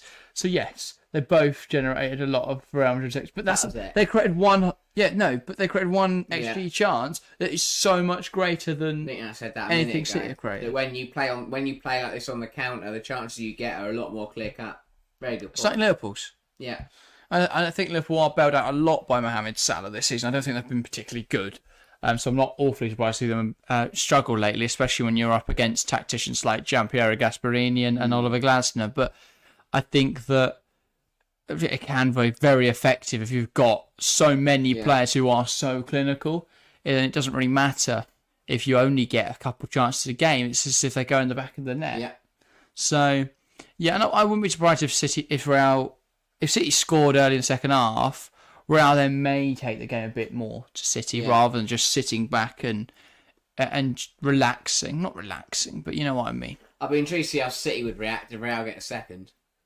Oh, mate, shit, the fan. I mean, because at that point, because I think City can't change anything. The way they play, you can't adapt it to change, what's happening. Yeah, I mean, they can go more aggressive. They can take more shots. And the thing is, they don't need to because, in theory, their system will score goals eventually, even if it takes a while. So, I mean, it's going to be interesting, isn't it, to see the second half from a tactical point of view. In the other final... Is anything happening? Semi-final, quarter-final, just who cares? What on earth's happened there? Anything happened? They've generated 0.22 and 0.39 expected goals. Neither side has registered what can be classified as a statistical big chance. I mean, that says it all. That's horrendous. In exact 50-50 split on possession. Did they just take pot shots at each other from their own halves? Just like ping them off at each other? Oh, almost. And then we'll give it back to you. Or we'll have a shot of our own. Oh, close. Just smashing them around. I mean, nothing's happened. Literally, no one's doing anything in that game. That is ridiculous. And again, while so far away goals have led to a situation where I don't think there is as much. Well, I don't think there's been any drop in quality. Take this game, for example, where Arsenal would have to push a bit harder. Yeah. Whereas they can just sort of see this out now. And then get to extra time, penalties and whatever. Extra time written all over it. City Real, similar sort of thing. Obviously Real scored first anyway, but in theory they'd have had to push really, much harder today to get that goal, and City could have sat deeper. So there's definitely a difference there. I do think that Simeone is a coach who really struggles with that without the away goals rule, because it means you can't sit defensively. Yeah. And that is what benefits them massively. Once Dortmund got those two goals last night, they then had to go for the game. And then even after that, they couldn't just sit defensively knowing that Dortmund would need 2 more goals. Yeah, no. Dortmund only need 1 goal. So that belief's different, isn't it? So I do think that it does create a bit of a different dynamic. I think that it'll be interesting to see it. I don't think we need to change that though. We've got enough going on next year. I'll be very interested to see how that functions as a tournament. 100%. Because it adds so many more Champions League fixtures, and I'm intrigued to see how Dortmund PSG goes. That one intrigues me because I don't really know what's going to happen in that semi-final.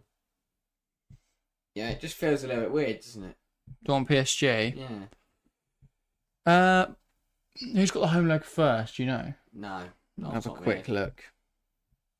What if you saying if Dortmund are home second? Then that's a big difference. It's Dortmund home first, Ooh. PSG home second. No, I think Dortmund will probably win that home leg. I think that's the reason they beat Atleti. That leg was second.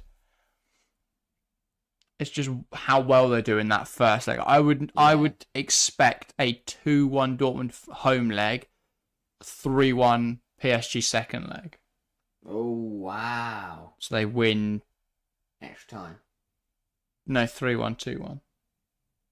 Yeah, if you flip them around. 4-3. Oh yeah, good point. So a win for PSG. That'll be my prediction. If it's Arsenal City, it'll be 0-0, and it'll be decided by Pep Guardiola and Arteta taking penalties.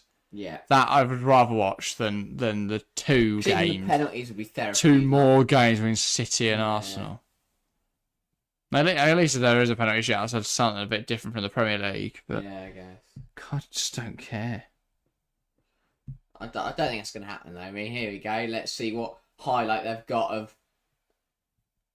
The highlight that TNT put on was Odegaard cutting the ball back to the edge to Martinelli, who rolled the ball straight into the gloves of Neuer, straight down to the goal. Well, let's see what the second half's got then. As the teams come back out of the tunnel. Yeah. Yeah, so in the first leg, there's more time to turn it around if you go behind. In theory, yeah, because you've got the second leg. Chelsea fan says Chelsea win 3-0. They go back top for now. They do indeed, Chelsea fan. Obviously, that is our game for the weekend, though, because it's not our rearranged game. It's our game. We're playing it ahead of time, rearranging it ahead of time, because obviously we are in Champions League action this weekend. That's what we do. Champions League semi-final against Barcelona. Very excited for that Saturday. If you want to join us, I'll be live on the Women's Football Chat from 12:15. Should be very good. Or 12 o'clock. I haven't decided yet, but look out for it. Real Madrid will get us started in this second half. Eduardo Camavinga knocks it back, and we are underway in this Champions League quarter-final second leg. Real Madrid lead 4-3 on aggregate, 1-0 on the night. Can Manchester City bring it back, or will Real Madrid hold on? That's what we all want to know. That's what we're all going to find out over the next 45 minutes. City score early, so they go on to win the game? Not necessarily. Fair enough. Because Real could then just score. They could do that. So I don't think... I think this game is way too open for it to be that simple. Alright. I think the manner of these two teams Yeah. means the game can change hands in any moment. City could score 2 in the next 10 minutes and suddenly everything changes. At this rate, we're going extra time in Munich as well. There's neither of those two sides that like doing they're anything. just going to sit there and wait until the game has finished. Here's Ronaldo Silva. That one just felt a bit like Arsenal going to try and play this really intricate football and Bayern Munich go, go on then, you sit there and stand there, we'll watch. Grealish. Balls to Rodri. Grealish again. Bernardo. Ball in. Haaland can't get ahead to it. De Bruyne. But De Bruyne's got to run onto that and hit it. I think with the other game, I reckon Bayern, I'm not watching the game, so I'm just guessing what they're doing, but I reckon Bayern are probably taking inspiration from what Aston Villa did in terms of their defensive shape and inviting the press and then trying to ping. But they don't have the players to make that work in behind, so they can't attack in the same way. So you can limit Arsenal by being compact and like Real being against City here. But if you can't then spring on the counter, it doesn't work. Big save from Lunin. Huge save from Lunin to deny Jack Grealish. Yeah, Grealish from the fall. Rodri, Not bad effort. Grealish. All these corners Quite nicely, to be fair. Though, because the way they're put onto the goalkeeper. They're in-swingers, but they're struck with so much power that it's just impossible for the goalkeeper to save it. And because it's on the goal, he doesn't want to try and catch it and fuck it up. Yeah. Carvalho. Here's Vinicius Jr. He's up against Carl Walker. If there's anyone other than him, I'd just back him, knock it past him and sprint away. Yeah. But he has to go back here. Cruz. Carvalho. Cruz. Why is Danny Carvalho there? I don't know. Yeah, they just swapped momentarily, I think. Do you think, quick question, do you think that the winner of tonight's game is the favourite for the Champions League? Yeah, 100%. 100%. Even if it's Real? Yeah. Because I think Fair Real enough. beat Arsenal. Yeah, I think that's a really interesting question, actually. I'm not sure. Really not sure. I think that game would be as tight as this one is. I still need to see evidence that Arsenal got rid of that kind of, bottle it under the I feel like, pressure. obviously, they've got players that can step up in big moments, but it's that Champions League moments. Yeah. I think that, that in a few of those type of games, the reason they lost the title last season is because they couldn't beat Man City. I think Grealish coming forward, Bernardo Silva ball into the box. So that's off everyone. I think the reason this season is that they've had a little bit, I think teams have figured them out a bit at times. Yeah. You look at Aston Villa and there is a way to beat Arsenal. It's difficult, but Villa did it. Yeah. Paul Pass from Camavinga and City have a thrown heart of the field. That's what Real can't afford. I mean, that's an awful touch there from Haaland. That sees him off the pitch, so Real get away with it. But that's what Real can't afford. When you win the ball back, you've got to make the most of every opportunity. Yeah. You've got to kill 20, 30 seconds at the least. If you're hoping to kill a few minutes, you can get the ball forward and you can get, running towards goal. Sit in the corner for a bit. Well, exactly. Even if you don't create a chance, I mean, you'd like to try and create a chance, but you've got to take advantage when you have the ball, like Bellingham is here. Carvajal releases it in behind. That's going to drop for Gvardiol, but he brings it down and Vinicius wins it back. A bit of a contest at the moment. Fede Valverde wins it back, gives it to Vinicius, tries to go to Bellingham. Still got it though. Cruz. Here's Rodrigo, drives inside, strikes one, but it's over the bar. Not ideal. Ball should have gone to Rodrigo earlier from Vinicius. Double his tally for the night and double Real Madrid advantage. Yeah. On the night and on aggregate. But a better second half from... It feels like Real have come out a little bit more. Because City are still getting into their groove. Real know they can punish. And the game's been stopped because there's no ball on the pitch. How has that happened? I do not know. And it says Lunen's been flawless so far. Yeah, he has done well. Especially dealing with those corners. Yeah. When they're put on top of you as a goalkeeper, it's very hard to I do think, though, eventually he's got to succumb to that. If they keep conceding shots in the manner they are. Yeah. But no, I think that he's done very well. Gvardiol. Silva. Grealish. Here is Jack Grealish. Bernardo Silva, ball into the box, and it's straight into the hands of Andre Lunin. Important catch that, even though Haaland was lurking at the back post. Yeah. Lurking always is the right term with Erling Haaland, isn't it? Yeah. It's the way he stands, it's the way he operates. Trying to sniff out. And lurking, bit of a ominous presence there. Camavinga receives the ball that was turned around to him by Bellingham. Do something with it. She just kept running. Yeah. Haaland against Fernandes. Fernandes, what are you doing? You fool! He's got away with one there, but he's an idiot. Past his own goalkeeper, then running back towards his own goal, managed to scoop it clear. I think he thought the keeper wasn't going to get there. But why? Why did he do that? What was he thinking? He nearly ran into his own net. Pure stupidity. Pure stupidity.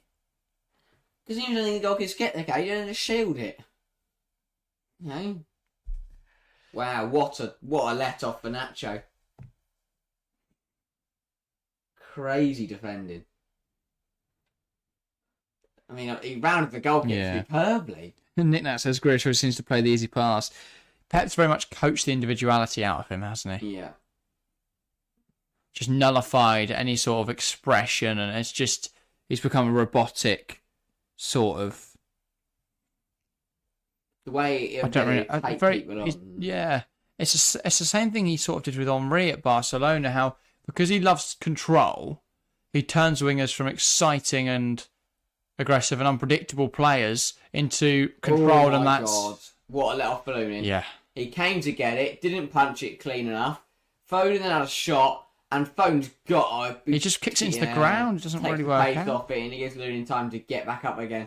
Lunin's going to break records for saves tonight. Haaland's never getting that to run over, hit the pass. Yeah, I think Nacho Fernandes just panicked a bit though. Valverde. Why has he not played that to Valamendi? No idea. Why has he not done that? And Nacho, that was a terrible awful. He's going to cost him this game. Foden. Rodri. I've no idea how to describe what Valverde did there or why anyone thought it was a foul. Yeah. He just sat down and Rodri threw himself on the ground. Valverde. That whole thing could have been avoided if Valverde had just played the ball to Foden. Bellingham holds it up.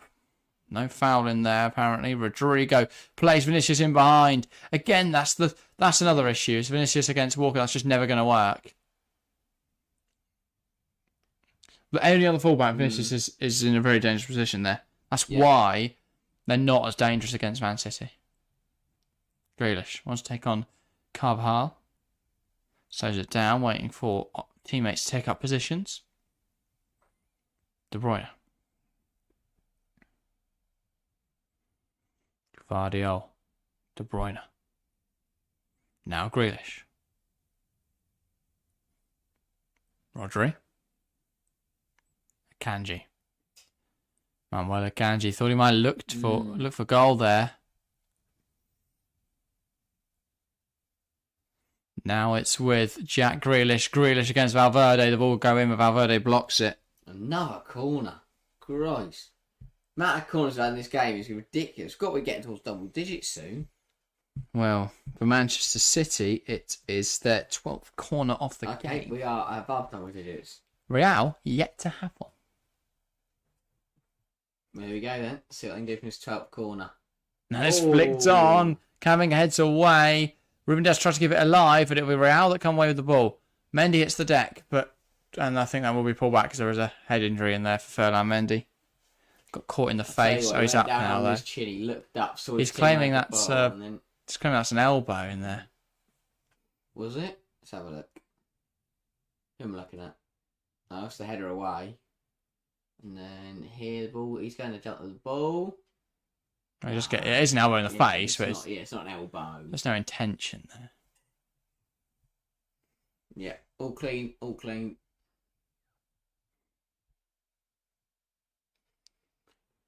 Yeah, Real Madrid doing what is needed to be done with 35 minutes to play. Yeah. Still 0-0 in the other game. Obviously. That game is going extra time. You just know it is. It's still 50-50 possession. Wow. 0.43 XG. 6 shots or 7 shots. However, Bayern Munich have had one big chance and they missed it. Oh. I'm assuming that was Rafael Guerrero's shot 6 minutes ago. No. 10 minutes ago, maybe. And that was the last shot of the game. Or maybe Goretzka's effort in the 47th minute. They're the only second half shots. Yeah, it must be that. Yeah, that's more high XG. It was a header that hit the post. Oh. Big chance. Big chances. I think that is the big chance, I'd imagine. Yeah. Gavardio. The only one of the game. Rodri just trying to shift it a bit quicker now.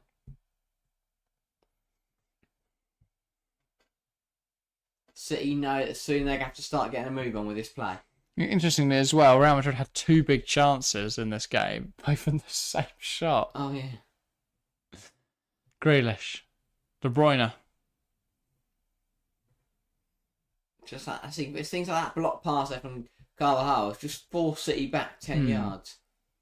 That's what they've done so well. Yeah. That's a great switch to the play by De Bruyne, though. What a touch from Bernardo Silva to go along with it. Rodri. This is a tight game where City need a Rodri Thunderbolt or something like that. Yeah. Again, Real not affording the opposition time on the edge of the box to take a shot. Plays one top corner. Bernardo Silva. Foden. Diaz. Walker. Ball in from Walker, headed away, falls to Akanji, and it's lashed wide, well wide. In the end, 33 minutes to play. It doesn't look like it's going to happen for City today. But City do have that inevitability about them sometimes. Maybe that's not tonight. But you just kind of never write City off, no matter what minute of the game it is, because the way Nacho Fernandez tried. Why is he trying to dribble out of his own penalty? What he's doing today. You know, Here's Rodri. He's going to take aim blocked by De Bruyne, and now Real can break. Time to go for Real. Sorry. Oh, Vinicius got tripped up there. Oh, you did get tripped out. It looked like there was a little touch there, maybe not. Yeah. Hard to tell. Might have been tripped up, to be fair. Yeah, it says rushed it, set up nicely for Akanji, I thought there. It's probably not the play you wanted to set up nicely for. Yeah. And the others, it's a goal. Yeah, probably. Do you think they missed Stones as well in there? Yeah, but where is he? Injured? Again, yeah. Blimey. I think so. I think he's amongst the substitutes today. Worry for England, obviously, heading into the Euros this summer. Oh, Stones is on the bench. So, choice? Guardiola? I highly doubt it. Got to be fatigue. Surely. Potentially. If anyone does know, let us know. If anyone out there is Pep Guardiola or his assistant, Carvalho get him drive through the team. Grealish brings him down. That's a yellow card. Yeah. Don't know why Grealish is shocked by that. He's nowhere near. All footballers are, aren't they? Yeah. But yeah, he makes no attempt to play that ball. Great run from Carvajal. Grealish knows exactly what he's doing. Into the book he goes. Real might get a free kick. Might get a shot away from this free kick. Yeah, that's the difference. Probably not. But if they can dink it into someone, they'll get a shot. City have all these corners and that and don't do anything with it. Real could score from this set piece and suddenly we've got half an hour to go and Real Madrid are 2 goals up. Well, let's see. There's that prospect about to become reality. Cruz, ball in, headed up in the air. Haaland heads it down. Bernardo smashes it away. Here's Ferland Mendy. Can't allow City to get up. Cruz. Valverde. Carvajal. Valverde. Nice. Exchange of passes. Bellingham. That's it run across his body. But he gets muscled off there by Rodri. Got to be stronger. Yeah. Goes to De Bruyne. Here comes City. Mendy. Real out. They just can't win the ball back, and that's really good from Camavinga. Huge chance. And Valverde running himself into the corner. Carvajal. It's all risk. I think the biggest thing for Real is that risk management. That's a loose pass. And that, yeah, it doesn't really accentuate my point, but wait for this Foden shot blocked. You see it there with Valverde winning the ball back. He runs to his own corner rather than trying to turn and take players on. Yeah. It's just about settling into position, but there's a lot of chance. Not taking. This game is starting to open up slightly. And now Bellingham tries to break away. That was a dodgy one in there, and I think that'll be a yellow card. Yep, was caught there. Joshua Guardiola just catching Jude Bellingham. In Cavallo hasn't got many complaints. No idea what Grealish is moaning about. It's not even you this time, mate. Yeah. Bellingham knocks the ball past him, clatters into him. Yeah, so City seem a bit panicky now, rushing everything. They need to calm down. Yeah, they're making you can see their clear signs of frustration. They're making silly fouls. They're rushing shots. They seem to be panicking in possession, trying to play it a bit too quickly. And well, it's leaving them in a position where actually they're less likely to score. More likely to be down to 10 players. Yeah, it's a hard one to judge system because I think what can Pep do? Is this where maybe there is a bit of a roadblock in this whole system and thing, because what can he do? Because he can't just start bringing players off, because he's got to make the right changes, in the right times. They need a goal. Yeah, he could just go for it. Camavinga. Well, they don't even need that. They've had chances. Just got to put one away, and there is a goal in Munich, and it is going the way of the home side. Bayern Munich 1, Arsenal 0. Called it. Arsenal just can't do it on the biggest occasions. Who scored? Please don't Harry Kane, it'd be funny. I don't know yet. Joshua Kimmich, header. Wow, huge goal. I'll find a clip. I mean, imagine that. No English side in the Champions League semi-finals. Imagine that. Guarantees we don't have a side in... Guarantees 5th place isn't Champions League, doesn't it? Yeah. And it would see Salzburg into the Club World Cup. That's what we all want, isn't it? Arsenal pro hands. But what a mess up that would be for Arsenal. Because I'd have seen Bayern Munich as a winnable tie. Obviously, they're still in the game. But similarly to City, are they good when the chips are down and they need to find a goal? Not really. It's not what they're built for. Yeah. Foden on the ball though. Here come Man City, and Real are starting to open up with Bernardo. Charges down the right hand side, takes on Ferland Mendy, plays it to Foden on the edge, heavy touch, and that ball is hacked clear by Valverde before the referee blocks it and is now winded. And now it's going to have to take a minute. Typical. Yeah. I love when I want to watch like a useful guy. Here we go. You can't find one, but when you get like a ball into the box, pushed away by Raya, drops to, I don't know, number 22 is, but it's a bullet header. So I can see it a bit more clearly. Yeah. Arsenal. Just number 22, look. Great ball in. Bullet header. Oh, you don't save those from Joshua Kimmich. Who's marking him? Do not know. Huge goal at the Allianz. I mean, I was talking about how boring a City Arsenal potential semi-final was. How boring City PSG is, but the storylines and the interest behind Real PSG, Real Bayern and PSG Dortmund. Yeah, you've either got there. I mean, you've got Der Klassiker. Or the Mbappe derby. You've got the Mbappe derby. Dortmund Real you've would got be not be. Bayern PSG, which is a repeat of the 2020 final. I think the worst one there would be Madrid Dortmund. Yeah, probably. But the games aren't still over. 26 minutes to go in both ties, only one goal in them each. But if Dortmund have beaten PSG, then why can't they go all the way? Maybe, yeah. Who knows? I mean, if Dortmund win at the end of the day, it comes down to 90 minutes of football. Yeah, if Dortmund win a UCL title against, with this current generation of their team, could do anything with Haaland, Aubameyang, Marco Reus in his prime, but when they're playing, Bellingham, but when they're playing a bit shit and they've got Nicholas Fulkrug and their best player, their best player is Julian Brandt. I don't think he plays much. Ian Martson in there at left back, yeah. Fascinating. Foden in the half space here, trying to make something happen in the pocket. Here is Jack Grealish now, getting into the box. Goes to Roger on the edge. Can't get a shot away in time. Goes out wide. Bernardo Silva. Silva looking to make something happen. Real are really backs against the wall now. Gvardiol. City look out of ideas, says Nick Nack. Yeah. And they're still trying to work it round, and that is woeful from De Bruyne. Yeah, again, that's just forcing it. That's 30 seconds to a minute that this ball is going to take to get back into City's possession. And all it takes is, Looney to launch it long and to, for Real to find a goal. Nacho. I mean, looking at the ties as well tomorrow in the opening, it could be a really disappointing European campaign for the English sides. Well, I think West Ham are out. Liverpool would require remontada, so we would have Aston Villa as the sole English representation in the semis. Based on our predictions and as it stands. They'll beat Lille, I think. And that'll only be the Conference League. Really not good for the English coefficient. West Ham won't beat Leverkusen. Oh, not a chance. I can say that with a high degree of confidence.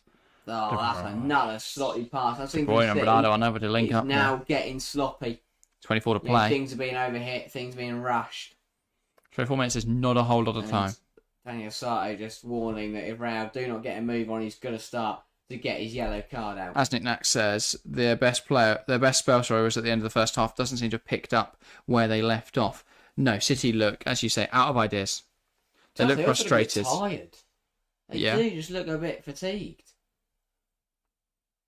Understandable. The reason they've won so many trophies year. Well, that's the thing. I think rightfully they get praised for last season, but ultimately they didn't pick up a major injury at all. This season, they've not Stones out for a bit, but they've not picked up a major injury at all. That does make a huge difference. If Rodri missed a large portion of this season, City would not compete at the level they are competing at. Especially if it happened after January. Back before January, they'd have signed Joshua Kimmich and it would have been boring for everyone. Ball in. Great header from Carvajal. He's been superb today. Gvardiol, Grealish. There's a Kanji. Now De Bruyne. Gvardiol. Grealish. I still think this game hangs in the balance. And Rudiger just smashed that out of play. Yeah, obviously because there's a goal in it, but I feel Real are just nailing their roles perfectly. Yeah. Wonderfully executed low block, compact to the point City are looking out of ideas, looking frustrated by the lack of space. Well, they get another one. Well, exactly. And then City, who already are struggling to break a team down with 20 minutes to play, are looking for two. Yeah. Again, Real smashing up the ball out of play and win the throw. And concede the throw, but they're not out of play. It's the main thing. Man's like Akil, welcome to the stream, saying 9:28 for me. Same here, Akil. Welcome, mate. De Bruyne. And him and Bellingham fighting in this corner. Comes out for to a Kanji. Diaz. Vardiol. Here is Kevin De Bruyne. Can he deliver the ball in the box? It's come off Danny Carvajal, and that will be a corner. Yeah, again, he's been in front of everything today. Unlucky number 13. Can it prove lucky for Man City? Maybe so. That is absolutely crap. Yeah. At this point, in the Champions League quarterfinals, 20 minutes to go, and the corner doesn't beat the first man. Yeah. Terrible. Yeah, this is the first game that Rodri's lost in how long? 62 matches or something silly like that. Yeah. Yeah, Rodri hasn't lost in a long, long time. An unlucky court. Number 13 did prove unlucky for City there. Absolutely abysmal. But yeah, Rodri is on a great streak. And this does breed new life for City. God, he looks scary, doesn't he? Jeremy Doku. He's got that Adama physique, hasn't he? Adama Traore. Side of Carvajal. As a go. Good saved, and he does claim the scraps and clutch it close to his chest. He would have panicked a little bit there. Yeah. When he's through the legs of Carvajal. Just so thought he just had to claim that quickly, didn't he? Here come Real, though. Bellingham. Here's Rodrigo. He needs to come down this side. They're not going to beat Walker. But I think what's been really interesting is they're deploying Rodrigo to try and get on this left-hand side occasionally. Yeah. And he does seem to offer more against Kyle Walker because he's a bit more of a traditional dribbler. Yeah. He came inside there and Walker can't keep up with that because he's not great in 1v1 defending. Falling behind. Vinicius. Oh, he's maybe got his almost got there. Right in front of that. Yeah. Got to anticipate the keeper's coming out. If he does, but again, that's strikes. He either takes it past Edison, gets brought down, or takes a shot. And either way, that's quite likely to be a goal. Yeah. Even if you miss the penalty, you still waste up. Yeah, that's half of this last 20 minutes is going to be time wasted away, I feel. Well, yeah, it's game management, isn't it, from Real Madrid? Yeah. But again, the way City play, they don't seem to rush it, with a bit of urgency because they need a goal. Another slotty pass there from Rodri, and again, Real can turn. Rodrigo brought down by Akanji. So smart. So smart. He's going nowhere. He's going nowhere. Yeah, and it moves everyone up the pitch by 20 yards. Does give City a chance, though, to inject life into this attack. Jeremy Doku on for Jack Grealish. Fairly predictable. This is a different factor to this game. Because that's a new challenge that a tiring Carvajal on a yellow card has got to deal with. And even if his final decision-making in front of goal isn't phenomenal, even if he gets a shot away when maybe he should pass it, there's a good chance he gets enough venom behind it. I feel they could definitely use. If he gets in good positions, he's going to cause Doku, fresh legs, injecting energy in this side, 100% going to have an impact. I say, fresh legs. It's like that from Real there. Carvajal's experience could be a cracking battle. Real were slightly highlighting it already.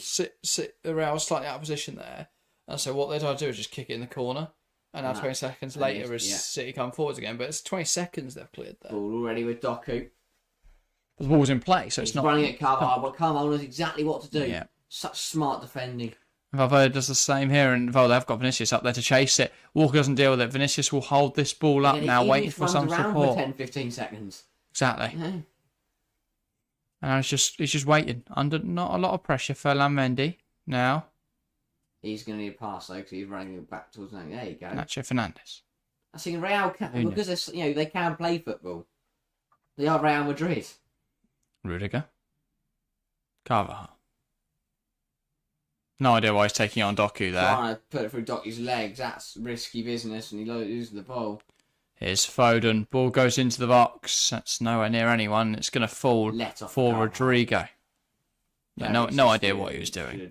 Shouldn't have tried that. Tony Kroos. Don't know what Kroos is doing. Oh, that's super. Lifts it into Valverde. His touch is poor. His challenge is rogue. I don't know what happened to Bellingham. They just sort of ran into the back of Rodri for a while. Valverde could have got there if he wasn't lunging it. Yeah. I just felt like he realised he was second to it, so he thought I was just scared Diaz. Bit difficult to do that. Come on, Jezza says knick-knack. You definitely can't call Jeremy Doku Jezza.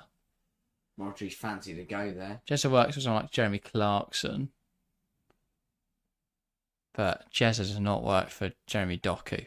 Speaking of the devil, here he is. Not the devil, but he's a devilishly good player. Oh, again, just Carvalho's going to stand him up all night. Yeah. And then just put his body weight on whichever side Doku goes. Yeah, so it's just whether he gets a momentary slip. Yeah. For Carvajal. Carvalho's not perfect. He's an old, aging player, someone that can make mistakes. Bernardo Silva, his cross is blocked out for a City come in and concede a penalty there, the way he's coming in. But again, smart. The Real Madrid don't do things like that. Yeah, exactly. And again, we're now nearly 5 minutes through from when we were talking a minute ago. How about how half the time's going to be wasted? Rodri. No idea how I get those two mixed up. Christ. And now Real, the thing is, Real don't have loads of players around on the bench. If not, they start to see them rotating and just killing time in this game. But now, both English clubs faced with the same question. Can they find a decisive goal? Can they break down a team to score and win the game? Arsenal had one shot in the second half. One shot. That's terrible. It's like the Villa game all over again. You can't win when you have one shot, generate 0.04 XG. Good De Bruyne, there we go. We're level. City 1, Real Madrid 1. Finally, a crack in Real Madrid's seemingly impenetrable armour, and Man City exploit it. Kevin De Bruyne, the Belgian, rifles it home. Just leathers it home into the back of the roof of the net. That is what Jeremy Doku does. He's got the better there of Carvajal, put the ball in. Rudiger's got to get it gone further than he did. He's blocked the cross rather than he's got to just get it out. Game on. And you got Valverde that side as well. That's different. So it was Valverde on Doku, not Carvajal, and Rudiger's got to put his foot down. Or even if he just knocks us out for a corner. That's not good enough for Valverde. That's awful. And then Rudiger's got to do it's better. It's awful from Tony Rudiger. He just falls over it. And yeah, Lunin's got to be stronger though. He seems to almost duck out the way of the ball. Yeah, he does, doesn't he? What's he doing? Do not know. Again, though, the difference is Thibaut Courtois saves that, but Rudiger's got to deal with it. That ball shouldn't come in the box anyway. Yeah. And now, with 14 minutes to go, I don't know who the advantage is with here. I really don't. You'd say momentum could. Well, it depends if Ancelotti can cock his eyebrow and ignite some sort of change in this game. Mendy. Bring on Nacho Fernandez. Mendy again. Try to go down the line, blocked by Bernardo Silva, and the energy is with this City side. The momentum is with this City team now. Can Real change the focus from seeing out the game to trying to find a goal? That's the question. Can they change it? Mendy, no, in Real Madrid they probably can, but... And Luka Modric is the player they're going to bring on to try and do that. That's one hell of a player to bring off the bench, isn't it? Yeah. I think another great travesty is that we've got all the quarterfinals, bar the Dortmund Atleti game, had kit clashes. Because away kits just don't have that same vibe to them. No. Here comes City again, Bernardo Silva. You now just feel that inevitability is coming through with City. Swiftly, welcome to the stream. Very happy with that goal. Fair enough. Welcome, Swiftly. And shushing us as well. I don't know who's shushing, but... Oh, they're shushing. Doki. Akanji. De Bruyne. Shoots and just over. Wow. Fair margins. How is that not in the back of the net? So close from De Bruyne. Yeah, Lunin got a touch to it. Yeah, he did. It should be a corner. I don't think it was given, though. It's going over anyway, to be fair. Great effort from De Bruyne. Yeah, it's a goal kick. Match to De Bruyne and Bernardo Silva's frustration there. And now Luka Modric will enter the field of play coming off of Rodrigo. Yeah. It's a bit of a change of system in there then. Well, they'll go 4-3-3, Valverde right wing, Bellingham through the middle, and Vinicius left wing. Oh, it wasn't me. No, it isn't Rodrigo. No, they're not changing it. Rodrigo's just going over to the sideline to receive some instructions. It's Tony Kroos. That makes a lot more sense. That does. Well, I don't think you take Rodrigo off in a game like this. I mean, we've seen his heroics over the years in the Champions League. Against City. Swiftly love the little goal emoji. Need more of those in chat when goals go in.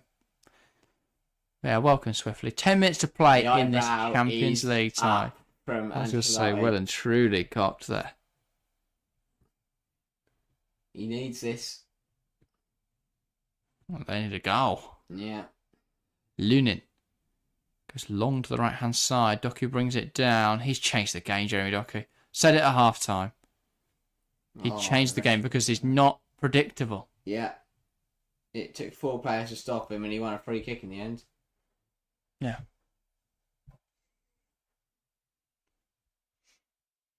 That's one of my biggest gripes with the Guardiolian principles. Is just that predictability of the wingers. Yeah. I get the control element, but I just think wide players are players who can change the game instantly with their traditional attributes. Yeah. Their tricky dribbling, their unpredictable nature, their ability to go either way, their speed and power, and yeah, as I say, I think that is a quality that not many other players on the pitch have. You don't see a fullback being able to do that. No. Yeah, I think City focus too much on trying to create the perfect chance so often. Yeah. And actually, Doku just adds a bit in there that they need. That's why he has to rotate his winger so often, Pep, is because if not, you just get players like Sterling and Mahrez who are too robotic in their movements. 10 minutes to go then. 1-1 on the night. 4-4 on aggregate. We getting a goal? In normal time? Yeah. Wow. Fair enough. Yeah, we are. Akanji. Ball in. De Bruyne. Over the bar. Wow, what a miss. What a Huge miss. miss. That's a miss. Well, yeah, what else? It's not a goal, is it? He gets under it, skies it. Pep can't believe it. We can't believe it. It's a conversion, but that doesn't count for anything in football. Oh, KDB has to score. He has to score. That's a shocking effort. Yeah. Wow. Wow. Polling chat with like 44% Man City, 47% Real Madrid. It's the closest we've seen in a while. 8% extra time or penalties. As I say, give all the live in chat. Give your thoughts. Are we seeing a winner in normal time? Extra time or not? Before the game, I'm sticking with it. Yeah, I mean, you're not saying the same. Extra time, like we said in the poll, remember, well, if only you'd listened to Jack's advice, it would be 2-1. Maybe so. At Guardiola. That Bernardo. Don't go. Oh, yeah, De Bruyne as well. See? She needs to listen. Yeah. I've given out so much advice, Nick. Like I forgot who I was advising there. Bernardo Silva. Diaz. Rodri. Bernardo Silva. De Bruyne. Now ball out wide to Doku. Wants to take players on here. And well, that was a poor pass. But unpredictable, sometimes not in the greatest sense. Yeah. There's an inevitability about City, but you can also never count out Real Madrid. And here comes Brahim Diaz, which is a change I'm intrigued by. Is this going for the game? Is this preserving? Is this the old FM tactic? Yeah. Of former club? There he's going to get a goal. Rodrigo's the one that will make way. Ancelo's just gone in his ear and said, "Look, mate, go and show them what they missed." Swiftly says, "I think it'll be 2-1 City." Fair enough. Yeah, I can definitely see it. Coming off as well. That's a big sub. Yeah, I think that's interesting, isn't it? Because I think Vinicius is a better player than Rodrigo, but I don't think the gap is as big as it seems. Like Vinicius is apparently undroppable, but Rodrigo's had more decisive moments in Champions League quarterfinals. I wouldn't be bringing him off now, but that is what Ancelotti's deemed to do. Oh, he got the ball. That's an interesting decision. Got Doku again. Doku though coming on, winning another free kick. He's been incredible at it. City going to try and rebuild again. 6 minutes to go. Rodri. Diaz. Akanji. Diaz. Here's Walker. Diaz. Cavadio. Doku. And he's really got to keep that on the field, Jeremy Doku. Got caught in the challenge, the ball pinged out of it, and he managed to keep it in play. Here's De Bruyne, bursting the box, stood his ground well there, Ferland Mendy. Brahim Diaz. And he puts it through the legs there of Akanji, and then tries to come over the ball, but he does commit a foul. That's a silly foul. That's a really silly foul. I think that Mendy's an interesting one, because a lot of people have linked Alphonso Davies to Real Madrid, who I don't rate the highly. I think he's a very good attacking fullback, but I think his defensive contribution is minimal. Yeah. I think that's quite hard. Also quite harsh on Ferland Mendy, who I don't think when he's been fit has done much wrong. So yeah, I found that quite interesting. Young SXY. Welcome to the stream, SXY. Saying Doku is the GOAT. Yeah, I mean, I was saying at half time that he is the player that City can bring on and change this game. I think that he's the only winger City have left who Pep hasn't coached the individuality out of. Yeah. Here he is again. And now, as I say, here we're looking to make a difference again. Tries to get around Carvajal. Carvajal using his body well. Finds Akanji on the edge, Jeremy Doku. Now Rodri. De Bruyne. Bernardo Silva.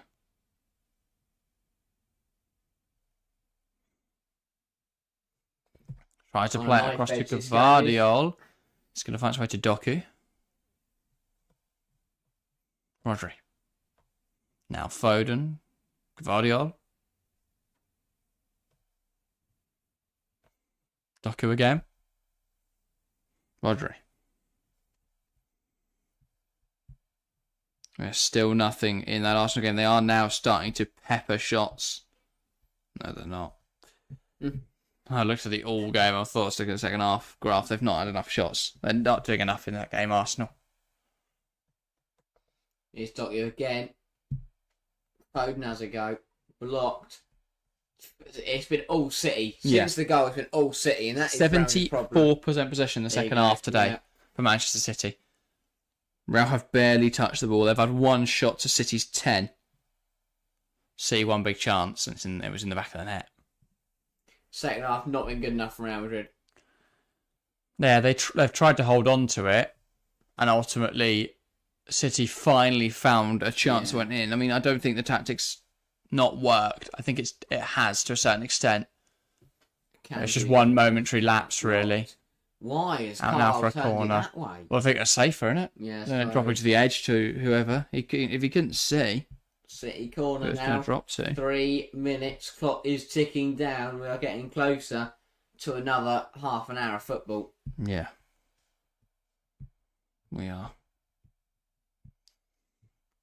Incredible scenes. It's what you want to see, though, in the biggest games of world football. Yeah. Ball into the box. Erling Haaland. It's wide. I think it'll be another corner. No, it won't. SXY says City going to score last minute. Nick Nat says stats must be similar to when they play and the likes of Brentford at home in terms of shot count and possession. Compare the stats of this game. Almost identical, except that was Brentford. Well, let's do that exact comparison then. City. When did they play Brentford? They played Brentford in February. And in that game, they had 70% possession over the game. Yeah. 2.45 XG to 0.35. Not exactly similar, but close enough. 25 shots to 6. 5 big chances to 1. 4 big chances missed to 1 big chance missed. Yeah, very similar. 656 passes to 227. You compare that to today, where across the full 90, 68 possession to 32%. 1.78 XG, as again, that's a lot lower than that Brentford game. Yeah. Brentford game, they missed a lot of high quality chances. Rounded 1.08. Again, that was like one chance they had, which is so much bigger than anything Brentford could create. 23 shots to 6, 3 to 2 in terms of big chances. Obviously, Real's 2 big chances, though, came in 1, really. Yeah. And then, obviously, City have missed 2, but they scored that one. 626 passes to 265. Those are actually very similar to the Brentford numbers. That's how you beat City. Yeah. Brentford only lost 1-0 in that game. Real are drawing 1-0 now. That's how you take on City most effectively. I'm intrigued to see how Real Madrid will, attack extra time if we get there. Yeah. That's a big Here is Jeremy Doku. Thing is, this game starts to open up a bit as players get tired. That benefits Real, and that will happen in extra time. And that is surely a yellow card for Rodri. Yeah. Pulls back Rain Diaz on the counter. Professional foul. Smart though, because Diaz is always going to run away from him there. Yeah. Do you think professional fouls are dealt with harshly enough?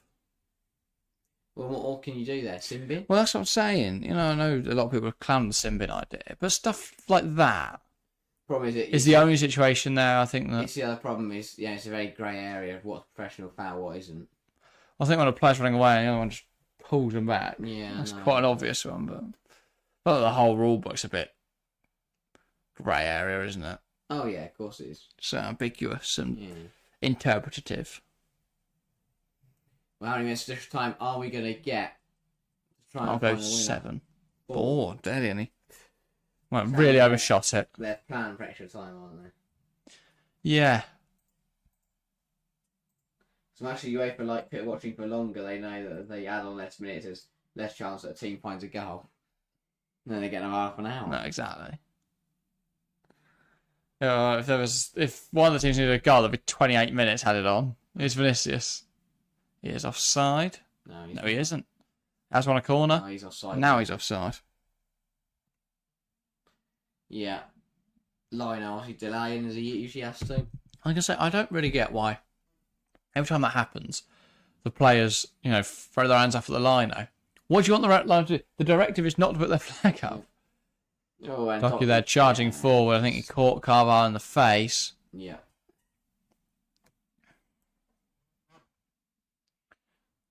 Doku's missed by that. Think he just throws his arm back as he's running? Oh, No. no. No, he doesn't. No. Yeah, it's like that. That does not cause you to go down holding your nose. Yeah, it's like that. Pathetic.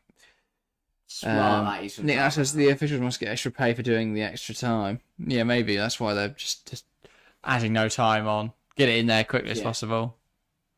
No free kicks. No attacking free kicks. No penalties, anything like that. Just get your extra time now. Carvajal. Bellingham. Really good football. Jude Bellingham tries to put in the box. It's blocked and it's into the hands of Edison. It was a tick on the chin, says Nick. It very much was. A tick on the chin makes it sound friendly. Oh, it's gone for ball, gone for the legs of Carvalho. Here comes Doku. Rodri. Looks to hit one. Tame. That is Tame, I think, is putting it nicely. On his weak foot. Not going to trouble anyone. Abysmal. Yep. Very bad. P-roller. There's Lunin. Disputing from hands. He will kick it long. Walker. Brahim Diaz wins that off Bernardo Silva. Camavinga gets out wide to Ferland Mendy. Mendy down the line. Bellingham towards Vinicius Jr., who's managed to go inside against Akanji. Goes back at Akanji. Well, now Brahim Diaz. Don't know why he's back by Bernardo he beat Silva. Akanji, went back at him. Nacho Fernandez giving Haaland a hug. Bruyne. Switching the play. Doku against Carvajal. Doku can't keep it in play there. That'll be a Real Madrid throw. Yeah. Not long to go now. Minutes of play. City are rushing it. Yeah. They have all game. I think they... It looks like we are going to go beyond the 90. Yeah. Then you say all the stats look like City are dominant, but they only created one clear-cut chance. Yeah. And that was because of Carvalho's error. Well, Fede Valverde's error, kind of, and then Rudiger's. But we have one confirmed semi-finalist. Bayern Munich have beaten Arsenal, and they'll face the winner of this game in the Champions League semi-finals, and Pep's furious there. Oh, no, referee, that's not the right decision at all. Yeah, they can't Ferland Mendy. That's a good tackle. It's a good tackle. Look at this. Ball. He gets nothing but ball. He gets nothing but ball. That's not a good decision. Yeah, Arsenal again falling on the big stage. Nick now says time to get Bob Alvarez Nunes on to finish them off. Nah, there were surely no changes. They'll wait down to extra time. I think it's going to be it as well. I mean, why they're something like Man City though? They're not loading the box when we're in the 4th minute, when the 9th. They might not need to. De Bruyne, ball in but blocked by Nacho Fernandez. Corner for City. Is there something in the dying embers here? How long is this ref playing? Till City get a goal. Yeah. Corner for City. Ancelotti's asking the question because he knows his side's under pressure. Yeah. Yeah, says they have to concentrate on the league now. Not the worst thing, is it? I think they'd rather take a Premier League title. If they don't win that, then it's another trophy for the season for Arteta and Arsenal. Question marks have to be asked. But I think once Klopp's gone next year, that opens up an opportunity if Liverpool don't get the appointment right, and City if they get rid of Guardiola the year after. De Bruyne, Haaland makes a mess of it. That's over the bar. And that should be that. Well, I think Arteta's staying at Arsenal for a few years to come, even if Mike Barber doesn't think so. But there we go. That is full time. But we have 30 minutes to go of extra time. Manchester City and Real Madrid over 180 minutes of football could not decide a winner. So a 30-minute period now of extra time will be used to decide who progresses. And if we still can't find a winner after another 30 minutes of football, we will be headed into a penalty shootout. You all know what's happening. We all know what's happening. How's this ending? I honestly don't. I'm intrigued to see what Real Madrid do. Are they going to sit back again and play penalties? What's the plan? Do they try and just try and nick a goal? Do they come out the blocks fast? I honestly don't know. We know City won't change what they're doing. We know City will keep exactly the same game plan. It's whether Real Madrid fancy going for it or not. Do they just put everything on the line and go gun hurt to start this this extra time? Yeah, I mean, let's talk options from the bench. City, could we see Julian Alvarez? Yeah. Very early in this extra time period. For Real Madrid, do we see Joselu? Bit different, isn't it? Slightly. Maybe we do. Maybe we do. Gula? I don't really know who they bring on in attack. I'll tell you what, Gula could give something different, though, couldn't he? Could, yeah. He's just not played a lot of football. But what way to announce yourself, eh? He's played 6 minutes for Real Madrid. Well, I mean, he could play 30 in the last 2 months. 36, score against Man City and be a hero. In total, he's got 31 minutes played in La Liga. He's never played in the Champions League before. What, in his career? No, played Champions League. He's played Conference League, he's played Europa League qualification, he's played Champions League qualification, he's played Europa League. What a way it would be to announce himself for the Champions League. Can't see him getting on yet. But Joselu's an option. Vasquez. I mean, given Carvalho's on a card. Carvalho's on a card and very tired. But Vasquez against Doku. Yeah. We'll just go, here you go, City, win the game. Yeah. Nick says, not sure Real Madrid have any other option than to play for pens now. Well, they'll play to counter-attack. They'll play to sit low block and then they'll try and get something on the counter-attack, won't they? But will that come to fruition? They tried to hold on, didn't work. Similarly to England, the Euros final, scored early, tried to hold on, didn't work. That's... it felt like England didn't really have anything. Yeah. Well, that felt inevitable they were going to score, but City had so many chances, but Real set up so well. They were blocking them, they were getting in front of them. It just happened that one managed to squeeze through because it was a mistake from Real. It wasn't a brilliant unpicking from City, it was a mistake from Rudiger. And a mistake before that from Valverde, and those accumulative errors have caused the situation we're in now. It's going to get interesting now then. A huge 30 minutes of football. But I mean, obviously Arsenal out then to Bayern Munich. Another disappointment for the Gunners. Another year where they fall. I think against that Bayern side this year, where they've not been very strong. They were pipped to the title by quite some distance by Bayer Leverkusen. Yeah. They were knocked out of the DFB Pokal by third division Saarbrücken. They're not a very strong team at the moment. They're not coming from a place of immense strength, and yet they've beaten Arsenal.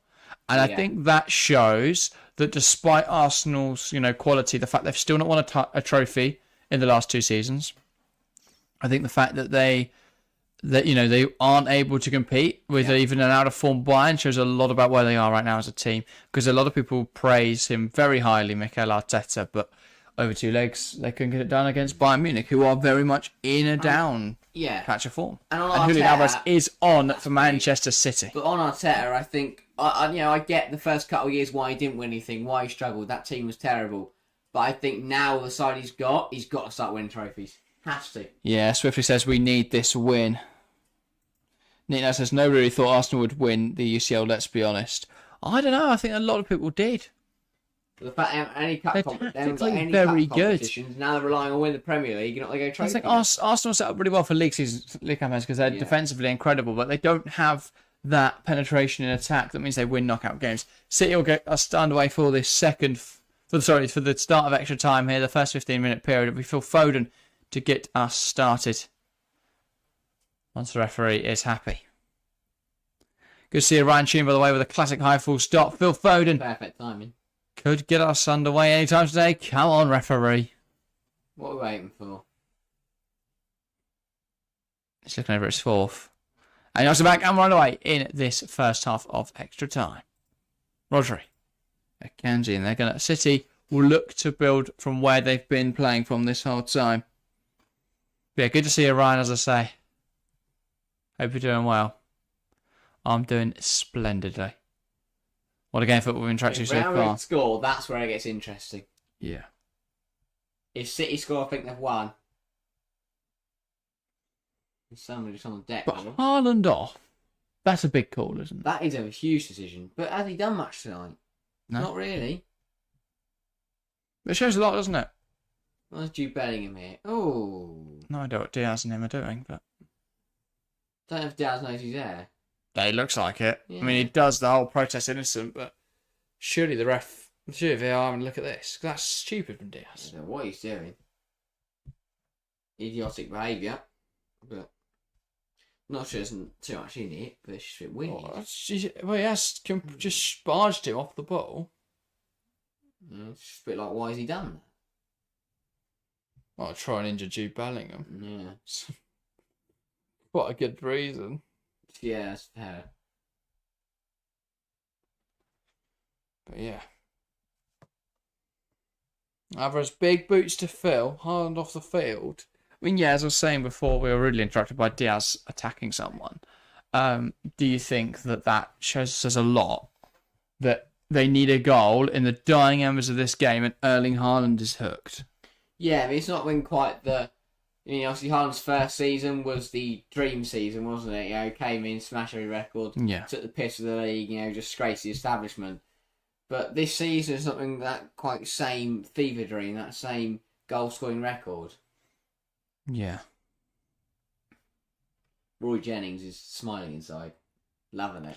And I know a lot of people go, oh, he's a flop. He's got the most, he's underperforming his XG by 3 this season. Most big chances missed, which is an awful statistic to try and use ever. Yeah, no, I think this season he hasn't had that factor of inevitable. Oh, hang on, Dottie's beaten the car again. The ball flashes on across. But Haaland hasn't had that inevitability where you go every game. But then as soon as he's off, that chance there is the kind of one that Erling Haaland does get a foot to somehow. No idea. It does feel like people know how to deal with Haaland now. A lot of City's play is facilitated by him dragging defenders around and stuff like that, but he's not the focal point. Now, there's a reason he's only on 20 goals this season. It feels mental, only 20 goals, but yeah, I mean, he didn't have a great record anyway against the Big Six sides last season, bar United, but do we count them as Big Six? No. I don't. Carvalho and Doherty jostling over the ball here. I think this season when you have teams like Luton Town in the league, who, despite them being a weak side, Haaland last year very well defensively. Scored 7 against Sheffield United by himself. Yeah, this season they struggled to break him down. They need a Rodri wonder stride, don't they? Yeah. Just to stick it in from range. But yeah, Nick, that says I'm starting to wonder if Haaland has regressed this season. I don't think Haaland. Well, Haaland's. I don't think it's that Haaland's regressed as much as it's that other teams have learned how to deal with him, which makes him look worse. Obviously, I think that on top of the fact that he got injured for a bit, so that's going to have a bit of a knock. He's a bit low on confidence in his game potentially. But would see be concerns like the fact that there's still a very good chance they go trophyless this year. Even the FA Cup could be nailed on. They beat Chelsea, yeah, obviously. Because they'll beat Coventry in the final. Yeah, exactly. I don't think so. I think there's a chance they go trophyless. The league, they're in the pole position. If they lose Saturday, then oh well. I mean, a lot of it depends on how they get on tonight. Yeah. But I think if they were to win tonight... This is also advantage Chelsea. As long as they win tonight, I don't think there'll be any fear. Because if they lose Saturday, they won't care. City go a 2-day break after having to play 120 minutes. Probably have no effect, but it makes me feel better inside. Foden. Yeah, I wouldn't be surprised if we see like an Oscar Bob start Saturday. Yeah. Just worrying. There's Docky. Foden, it falls to him, can't get a clean shot away. Mendy just has to put that out for a corner, which is smart. Yeah. Could have gone back to his goalkeeper there. Had time. Just clear away, but fair enough, just knocking it out. Sensible. All a bit messy in there from Real Madrid. Nick Nat says City don't play to strengths at all. He isn't the player we saw when he was at Dortmund. City, that's the thing. It felt like very much fitting a square peg into a round hole. City built their system around him last season, but City aren't doing that now. Yeah. So, yeah, it's just not facilitated for him. Ball in. Headed away. Oh, and they're looking to break. Docky. Here is Julian Alvarez.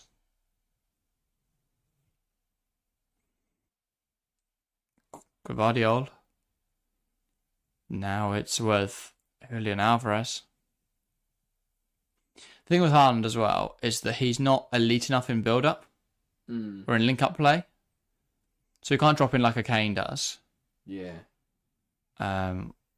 Which a lot of elite teams like to have a forward that can. Yeah. I think, Real don't even have a striker. So it's all really about the popularity of strikers right now. But I feel Real are the team that he suits best. I think he will end up there. De Bruyne. That'd be even more disgusting. Isn't it? Well, they're just they hoard talent, Real. Yeah. If you look at like the player I would consider closest to Haaland is Ronaldo. Yeah. Towards the end of his career, where you've got to build a team around him to facilitate him. I wouldn't be surprised if PSG went for Haaland to try and be their next big thing, but I don't think there's much interest there for Erling. Yeah. I think that the only reason Mbappe said as long as he does is because he's French. Yeah. Like I feel Haaland's got a lot of ambition, and he's always stated how much he likes Real Madrid. So I wouldn't be surprised. The fact there is a literal release clause that activates next summer. I wouldn't be surprised if they look, Mbappe this summer, Endrick this summer, look at Haaland next summer. That's just stop. That's just like, they need to stop. Well, I don't really know how it fits in the team, but... Yeah. And I get, obviously, Endrick will be rotation minutes for a bit. I know Mbappe will likely play off the left-hand side, but that's where Vinicius plays. That begs questions there. Does Vinicius switch flank? 44. Yeah, they just go, fuck it, we're Real Madrid. Let me overrun in midfield. Concede as you want. One of them in midfield is Bellingham. Yeah. And then when you're front before you get on the ball, they'll score goals. You never guarantee it. Camavinga inverting from left back. Yeah. To allow Bellingham to push forward, just, yeah. I don't know. Be incredible. De Bruyne. I feel like it needs someone other than... I don't really know what tactician can work with that, but... Yeah. Alvarez, ball in, cleared away. I mean, again, though, Ancelotti's the perfect man for it. He's dealt with so much talent at AC Milan. You have to bench some players when you've got a team that is that stacked. Yeah. But I think he'll manage that game time well. Yeah. Doku. Gvardiol. De Bruyne. Doku again. Now Ruben Diaz goes wide, and Bernardo Silva on this left-hand side. Can he deliver a ball? He delivers it low, and it's not struck cleanly by Foden. Big chance goes begging for City. Yeah, scuff that. Phil Foden. Huge opportunity. Great ball in from Bernardo Silva. Foden just kicked it into another leg. Nick, that was some interesting stats, saying Ederson's saved just 6 of his 57 penalties he's faced his career. Lunin, 8 out of 22. Much better record. Not great for Ederson. My only comment would be that Ederson plays in the Premier League. But there are, I feel, more penalties, I would guess.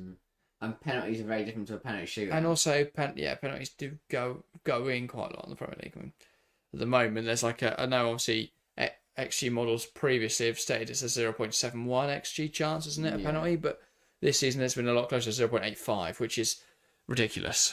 It might as well be a goal. Shit. Diaz, De Bruyne. Players are just so good at taking pens now. I mean, I can't recall the last time I saw someone miss a pen. Mo Salah. When? At some point this season. I know he's not had a great record this season, but yeah, I can't recall it. I think of pens. I think about Palmer's buried eight. Vasquez is going to come from Real Madrid. Makes sense. Carvajal is on a... Carvajal is on a yellow. Yeah. And to be honest, Vasquez is probably a better pen taker. Yeah. Which is something to consider, isn't it? Lunin. Foden not at it today, says Nick Nack. Yeah. Nick Nack also says saving 1 in 3 is impressive at any league. Yeah, but if it was 57, he probably won't have saved, 1 in 3 still. Vinicius. Really good defending from Walker. Oh. Vinicius tries to fight around him, but yeah, Walker does so well in there. He knows how to play against Vinicius. He really does do a good job of it. Foden. Silva. There's not a lot that Vinicius can do when he's so good at standing up to him. So good at, he's quick. He's as quick, if not quicker than him. Yeah. Could just Sorry, Vinicius doesn't really have a lot he can do to change that.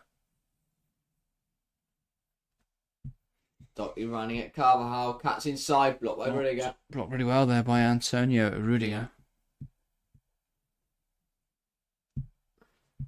City still come forward. No ugly changes for Real Madrid. This is Vasquez coming on now. Could be this be the change that gets City back, that gets Real back in this game. Maybe so. But yeah, I'm intrigued as well by the Rodrigo sub. I'm not sure what his record's like as a penalty taker, but he'd been one of the players you expect to step up, take a penalty. And now Vinicius is down in the other opposite box. Not quite sure what he wants. No. Great defender from Kyle Walker. No obvious injury in there. No. Anything like this could be a bit of a knock, but could be more muscle related. Is he coming off of Vasquez? Maybe. Yeah, he is. Wow. He's better penalties. Why not Hosselu though? Bit of presence up there. That's a really weird decision. No idea what this team is anymore for Real. Just a bunch of blokes on a pitch. Is Vinicius not one of the better pen takers? Yeah, Because if he's injured, then you can't do it a lot. But your front two at the moment is... Oh, sorry, it's just Bellingham. it's just Bellingham. I guess Vasquez is on the right flank. Lunin punches clear. Drops now for Doku. Ball in, playing well. But who's playing where? Yeah, I have no clue. Because it's a 4-4-2 today for Real Madrid. Or it has looked like that, at least in my eyes. Yeah. With Rodrigo playing left wing. So Vasquez now right. Oh yeah, Brahim is on there, isn't he? Yeah. I think he's up front with Bellingham. Right. Vasquez right hand side, Valverde left hand side. Yeah, maybe.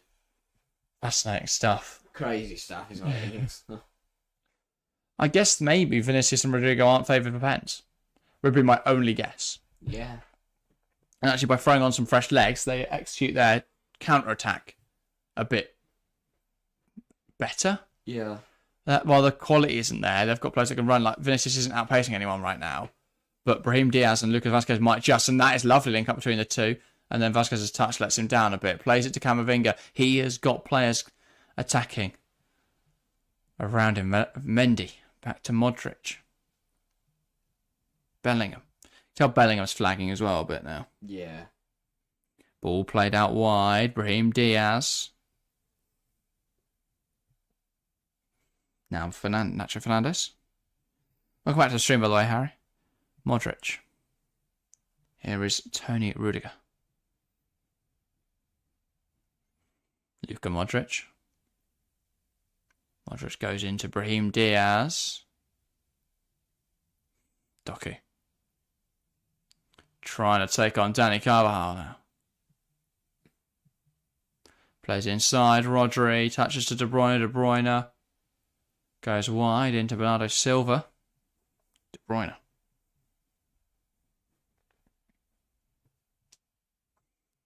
Walker. De Bruyne. Walker. De Bruyne. Walker again.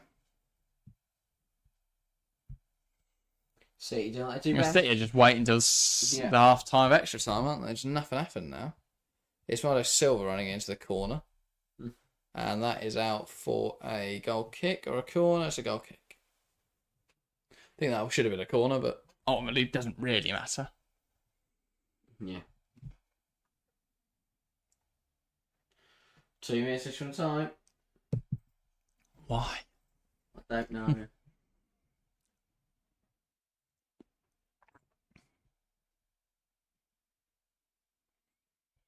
Just feels silly, doesn't it?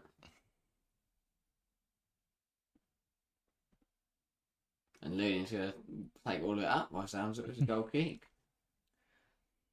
Lunin goes wide, flicked on by Vasquez. Kanji wins that second header. Now it's with Camavinga, Vasquez, Brahim Diaz. Can they break here? Bellingham. Has Vasquez up there with him, blocked out for a corner. I think he's done that smartly just to win the corner. He understands this point in the half. Good time for Chelsea to play them then this weekend in the Cup, says Nick Nack. Well, yeah, in theory, the City side have gone 120 minutes at least. Yeah, if Chelsea can take them to extra time. Yeah. Might win. Only 2 recovery days. Well, hopefully that can have an impact. Imagine they could end up playing. It's weird scheduling, isn't it, to be fair from the FA? Minutes plus 2 penalty shootouts. They could have easily put Coventry United on Saturday. But I'm not complaining to Chelsea fan. We'll take it. 100%. But... Ball in now from Luka Modric. Headed away by Walker. Here's Brahim Diaz. Blocked again. Rudiger. Ball in the box. Love that from Rudiger. That's the most saving. Ferdinand Mendy. Brahim Diaz. Towards Rudiger. Oh, look at this! Antonio Rudiger. What a moment. Oh my god. Tony Rudiger. Oh my days. He caught it so sweetly. Akanji missed it. Rudiger was in. Oh, he's cleared it. He's hit it like a clearance. That's half time of extra time. Rudiger can't believe he's missed it. Oh, what a moment. What a moment that could have been. He's hit it like a clearance. Antonio. Antonio. Oh, so close for Real Madrid. Alright, hopefully they don't score while you're gone. Okay. But wow. 15 more minutes. Feel free to bring back food. Yeah, it says, got to remember the players are knackered by this point. Yeah. That's the thing. It's just this game now. 15 minutes. I don't think we're going to see a goal. Unless it's a mistake from one of the teams because that tiredness is creeping. I mean, you saw Kanji there just missed the ball. Unless it's an error like that, I just think this will go to penalties. Got a feeling this is going to penalties. But yeah. And it says nothing's easy out there right now. Agreed. Agreed. Nothing is. Nothing is easy.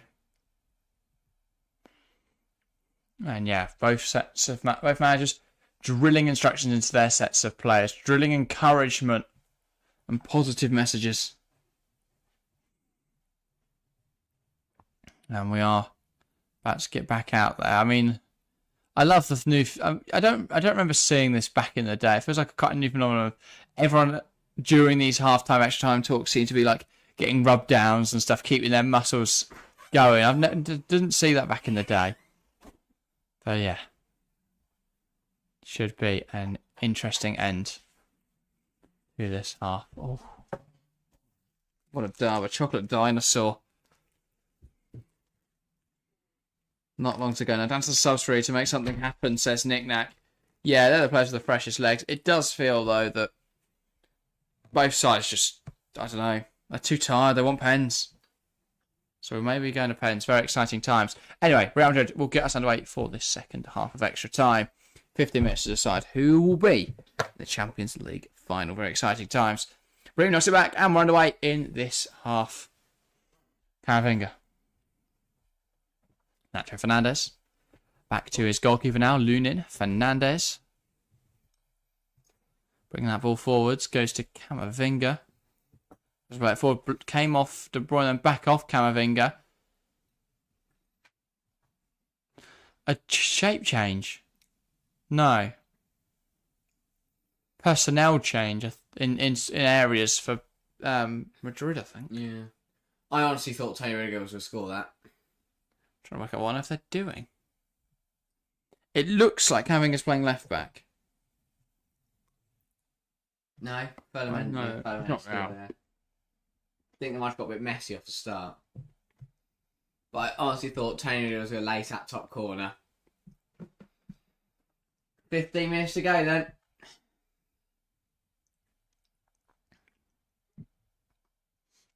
It's like it's a 5-back. Is it? Vasquez is playing right wing back. Men's playing left wing back. Yeah. 5-2-3 for Madrid. Or 5-2-1-2. So yeah, that's isn't it? Where'd it go? See if it pays off. Brahim Diaz gets caught down a blind alley. Can't do much with it. Madrid, City take it quickly. Alvarez to Foden. Bernardo Silva. We're incredibly close to this point in the game. Incredibly close. Gonna go home to Edison. Again, both sides. This is where tactics, footballing ability all gets thrown out the window at this point. It is all down to who are the fittest, who are the strongest, who have the better mental capacity. Stay in mind, not just body. To keep fighting in this game. Who wants it more? Who can dig deep and find a goal. Indeed. 13 to play. Doku driving forwards. Shrugs off one challenge. Vasquez slips over. Chance for City. Doku still going. Blocked. Still going. And recovered by Vasquez. That's been incredible. Diaz. Camavinga driving that ball forward for Madrid. Shifts it to Brahim Diaz. Takes on Ruben Diaz and loses the ball. Loses the battle of the Diazes. Switch of the play to Ferland Mendy. Mendy to Bellingham. But also this is allowing their fullbacks to get higher because they're playing a 3-5... Yeah. Whatever. 3-5-1-2, I think, maybe. That's too many people. 3-4-1-2. Maybe not if they're referee, they've gone backwards. God, I sat down. There's no advantage. I think that's it. Doesn't it? I think that's it for Danny Carvajal. He's shrugging his head, and they're going to give him He got double cramp. double cramp. So trying to do both his legs, but he's just not got enough friction on the grass. How's Militao? I thought he got double cramp. He turned, Militao, interestingly. But he turns to the referee to allow the physio on. They're already running on the pitch. I love that. He turns to wave and they're just they're right I after get him. that he's an older player. But how's he got a cramp in both legs? I could fit 108 minutes. Plus, what, another 7 total additional? Yeah. It might be that that's just it might not be that he has cramp in both legs. It might be that they're just stretching him out. Because that will feel nice for him. So Eder Militao coming on for Danny Carvajal, it looks like now. He's not played a whole lot of football recently, Militao. But he's ready to return to action here. Yeah, and a pivotal game to come back into. Very difficult point to come into as a defender. He got a minute against Mallorca. He has not played a game of football since August. And he's coming in for the last 11 minutes of a Champions League quarter-final extra time. Yeah. Wowee. Huge moment. He can't even stand up and get him off. So that's from Carvalho. He's gone over to the referee to shake his hand and thank him, and he's using that as a chance to kind of run the clock down. Yeah. So the ref's not going to book him for a nice gesture, is he? And on comes Militao. And this is going to need a bit more of a shake-up, and that's also be Mateo Kovacic. And John Stones. It looked like it was one. Strip him. Maybe he's just excited. No, Militao's going to back off. He's got a chain. Ref's not a fan of chains. Christ, is it? Well, I was going to say, this is a Saturday, isn't it? And so he's just got himself a chain. He's giving it to someone else. He doesn't stick it in his pocket like I have to do. One of our players has got his chain on or his knuckle dusters. And let's see, we'll give the ball back to Real Madrid. 10 minutes remaining of extra time. Doesn't feel fair that this game will get decided on a penalty shootout. Or in one, I guess in part one. Vasquez towards Brahim Diaz. Here come Madrid. Can they get a goal? Gosh, had it back, cleared away by Rodri. Vasquez! It's flying and it just keeps going. What happened there? Did it bounce after he kicked it or bounce before he kicked it? I think it bounced after. In the air. No, but what it did, I don't know what it did. And yes, a double change. John Stones and Mateo Kovacic. That'll be for Manuel Akanji and for Kevin De Bruyne. Is that with penalties in mind? In which case, Kovacic? No, it's not. It's energy. Kovacic would take a pen. You're not supposed to De Bruyne, surely. Yeah. So Nunez? He's brought to be knackered. Yeah, but still, better pen taker. But I think Walker. Pep's thinking about winning this in extra time. Whereas Ancelotti's thinking let's play. I don't know, Ancelotti's changes look like Yeah, as well. extra time based ones. If not, you know, expect to see like Rodrigo and Vinicius just still going. I think there's a balance, isn't it? Because you'd like to keep your pen takers on there and stuff, but you've also can't risk conceding. Deflected, says Nick. No, I don't think so. I think he's just a wizard. Vasquez can do magic. Red Blues whistle and pointed the wrong way, so everyone got the wrong idea. So it will be around his free kick. Initially thought Quite a good area for it as well, to be fair. Modric, absolute wizard with the ball. Can he? I mean, I'm not looking at Rudiger back post. Volley.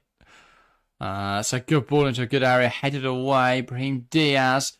Alvarez tries to fight him for possession. Vasquez. In towards Brahim Diaz. He's not going to get there. Swept up well by Edison. Bernardo Silva. I haven't seen anything of Julian Alvarez since coming on, by the way. John Stones just mentioned his name there, made me think. Yeah. That's been a bit quiet. He'll go score now. Here's Doku. Yeah. Running at Vasquez. Ball gets through the Kovacic. Wide. Tackle. I mean, yeah, hard not being on the pitch as well suggests that nobody's playing for penalties here. Yeah. I think it's going to go there. I don't think anyone's getting a goal. Wow, fair enough.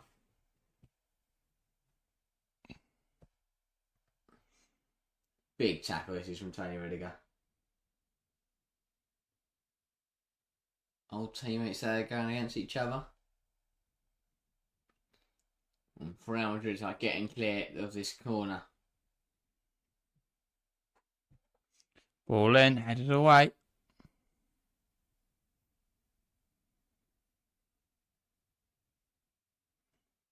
Ball in from Rodri. It's dealt with by Madrid. Brahim Diaz gets in front of that and draws a foul.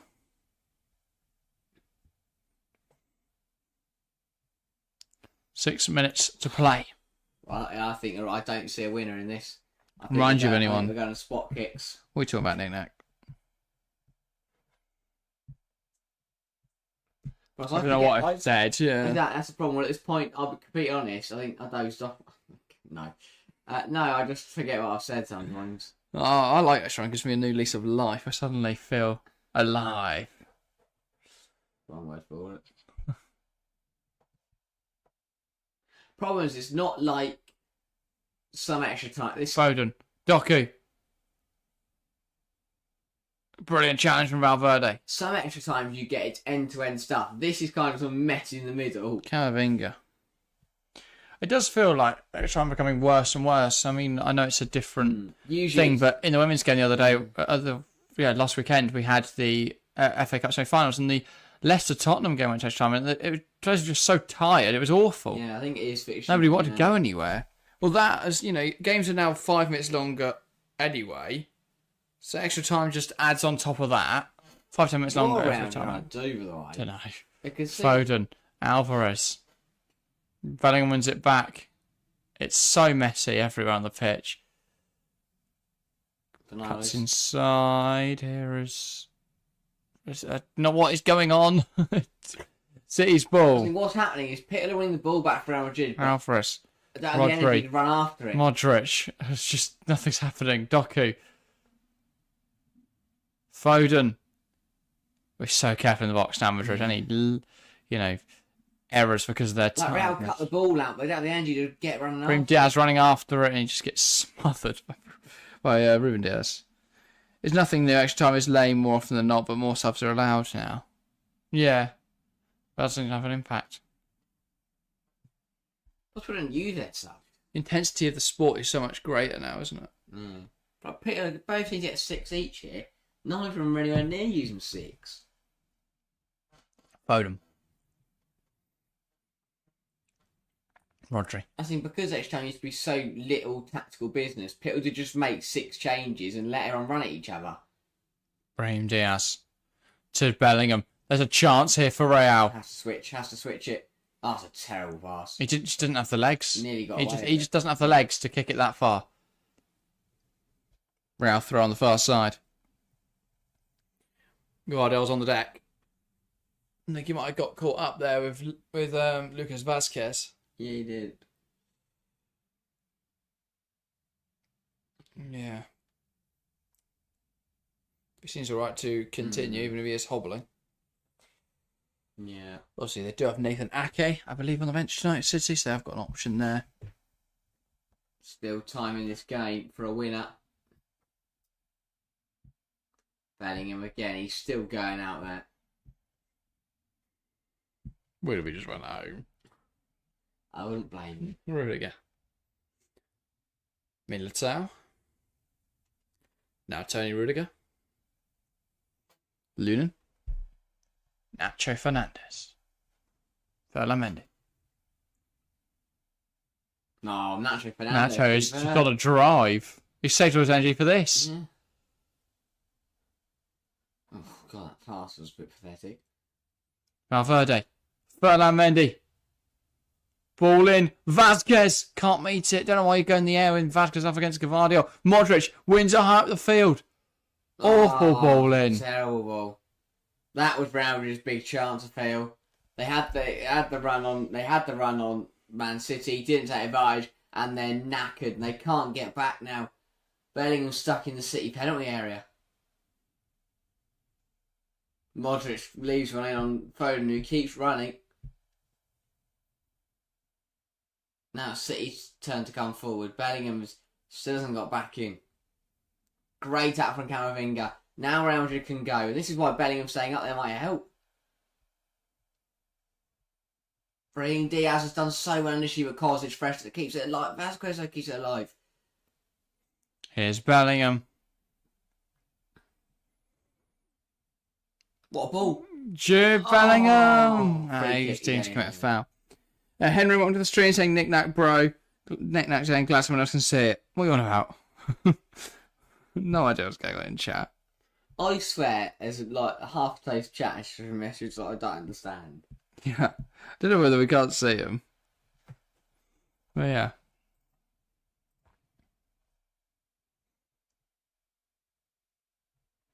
Anyway. Guardiola. Ruben Diaz. Now Stones. Bernardo Silva. Stones. Good game. Welcome to the stream saying Real Madrid will win. Let's see. Yeah, chat, give your verdict.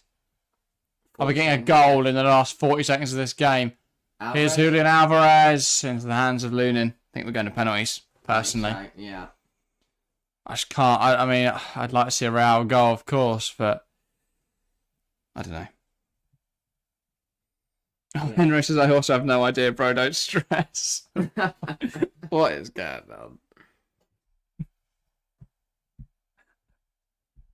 That time of the Brilliant night, stuff. Yeah. we are. I think we Sometimes when are you go to extra time in the going to Champions see League. penalties. Yeah, if good to see a few new faces in chat. If you are new around here, please make sure to subscribe. You'll get notified whenever we upload, whenever we're live. Join us for more streams, and yeah, thanks for getting involved in the live chat. There's a minute left in this Champions League quarter-final tie before penalties. Very exciting, but can either side muster up a goal before then? Stones, Kovacic, Guardiola, Kovacic, Guardiola gets it towards Jeremy Doku. Doku spins his opponent, and that's out for a goal kick. Came off him. That'll be it, won't it? 20 seconds left. Lunin is in no rush to kick this. And then when he does, it's going to go Yeah. to the other end of the field. It's going to be spot kicks then. What a way to decide this That's game, what we though. expect, yeah. When you can't separate two sides over 210 minutes, sometimes you do need a helping hand Yeah. from the spot. Here we go. Here we go, ladies and gentlemen. Lunin will kick it. The referee blows his whistle. So, as Harry says, 210 minutes of football. Nobody could decide a winner. 4-4 on aggregate. Now we go to penalties. Score resets to 0-0 now. Nobody cares about what's happened in the last 210 minutes. All that matters now is what happens from 12 yards away. Will it be Manchester City? Will it be Real Madrid? Very exciting. Can we get a new poll in chat as well when you have a moment? But yes, then you can all vote in that. Who you think will win, City or Real Madrid? Or nobody. They just let Arsenal back in or something, I don't know. Depends it is how exciting, says Nick Knack. Yeah, I agree. Very, very exciting. But, God Gaming asking, who do you think will win? This is a lottery. I will say Real Madrid. Because that's who I think will win the lottery. I think that says Real Madrid because they have a penalty specialist in goal. Edson only saves 1 in 10 pens. Bringing the methodical approach to this. I don't think there is any method to penalty shootouts. See what we're going to get. Get involved in the penalty shootout poll in chat. Because I've heard if they can't take the pens, that's how they'll decide it. I said that we'd draw 2-2 on the night and whatever happens after that happens. I still can't call it. I'm going to go Real Madrid. Why not, eh? Fair enough. So both saying Real. Yeah. Henry says, come on, City will win this. Fair enough. God Gaming says no. What everyone's saying now is no logic to it. It's just saying a name. Yeah. And hoping for the best. What an exciting moment. City will lose, says God Gaming. As always, get your thoughts in the live chat. Get involved in the poll in chat throughout the penalty shootout. Now, as we always do for penalties, once we get into it, I will close the chat. So, not as in, you can still chat in there to amongst yourselves, but we won't be reading any of it out. We'll be focusing on the penalties. But get involved, of course, throughout it. Very excited. Very, very excited. I mean, this has always been the game that goes to penalties, wasn't it? You look at all the ties in the round of 16, the quarterfinals. Well, last year, City won 4-0. Yeah. So, very different. Wow. 3-3 in the first leg, 1-1 in the second. Penalty shootout required. I love penalties. It's what the Champions League is. That's what knockout football was all about. Yeah. Yeah, definitely so. And obviously, these are big things as well. This task, you've got to get, things like this can change. If we're up we could get the rounded away end. We could not. I wonder if his coin's Danish. Yeah, maybe so. Or not, I don't think so. I think it's a... Strongly worded match report and a strongly worded email. And it will not be the rounded away end, I don't think. Oh, they're going to throw it again.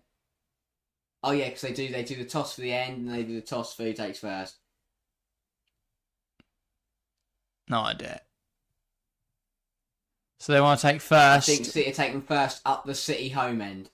No, that's lucky for them, isn't it? That toss. Which is exactly what you expect, which means City on the toss twice there. Yeah. Fixed. Well, here we go then. Both sides were hurt. I look at these sides and I don't see any out-and-out penalty takers.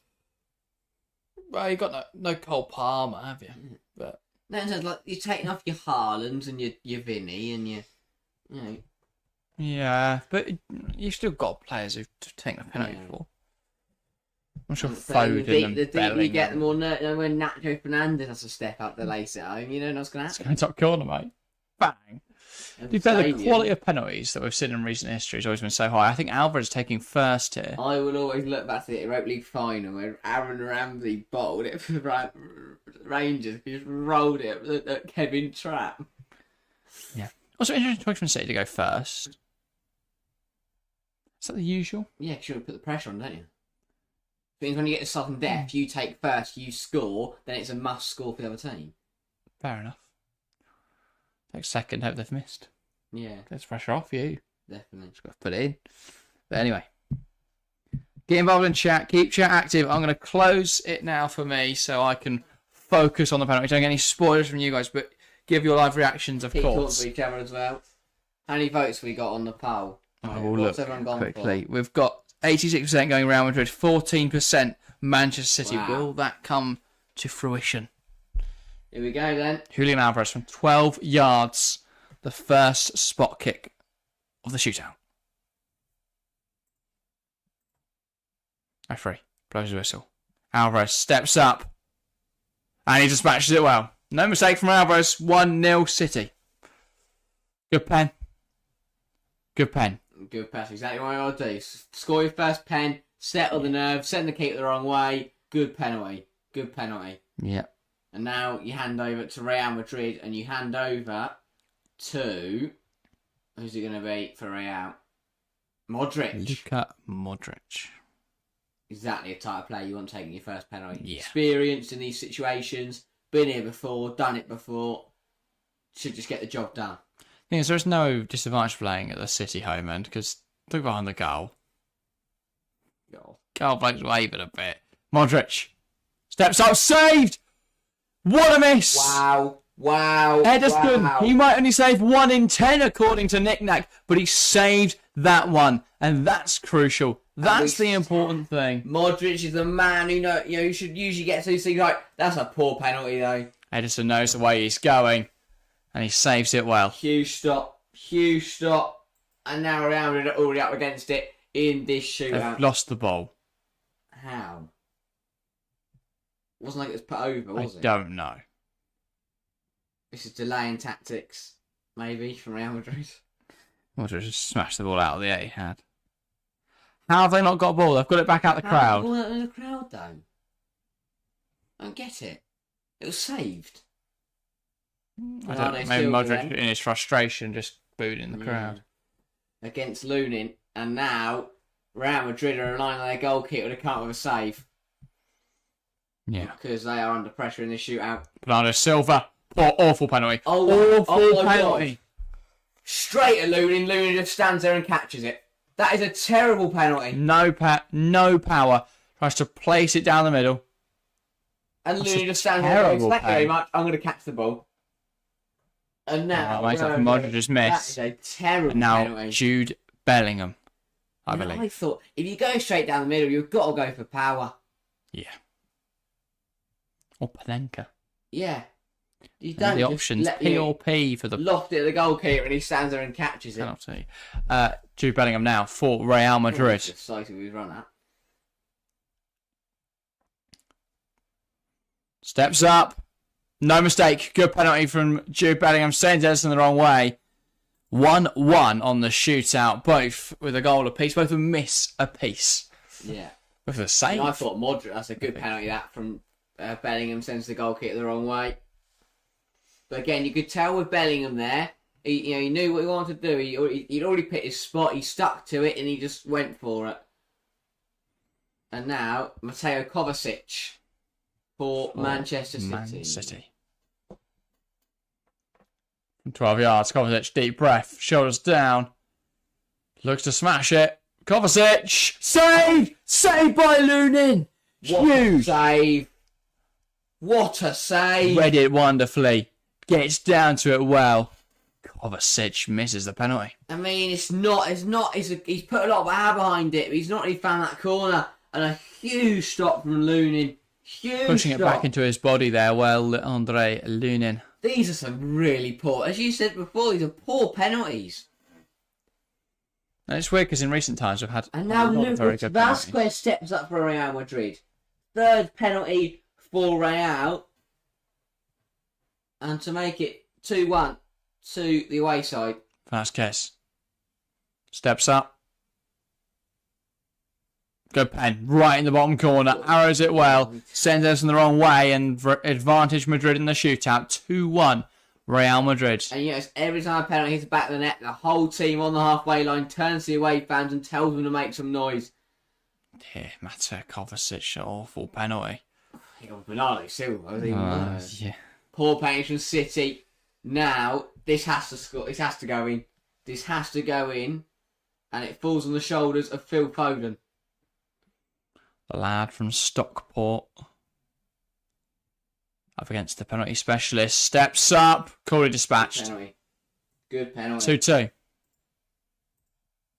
But City need Real to make a mistake.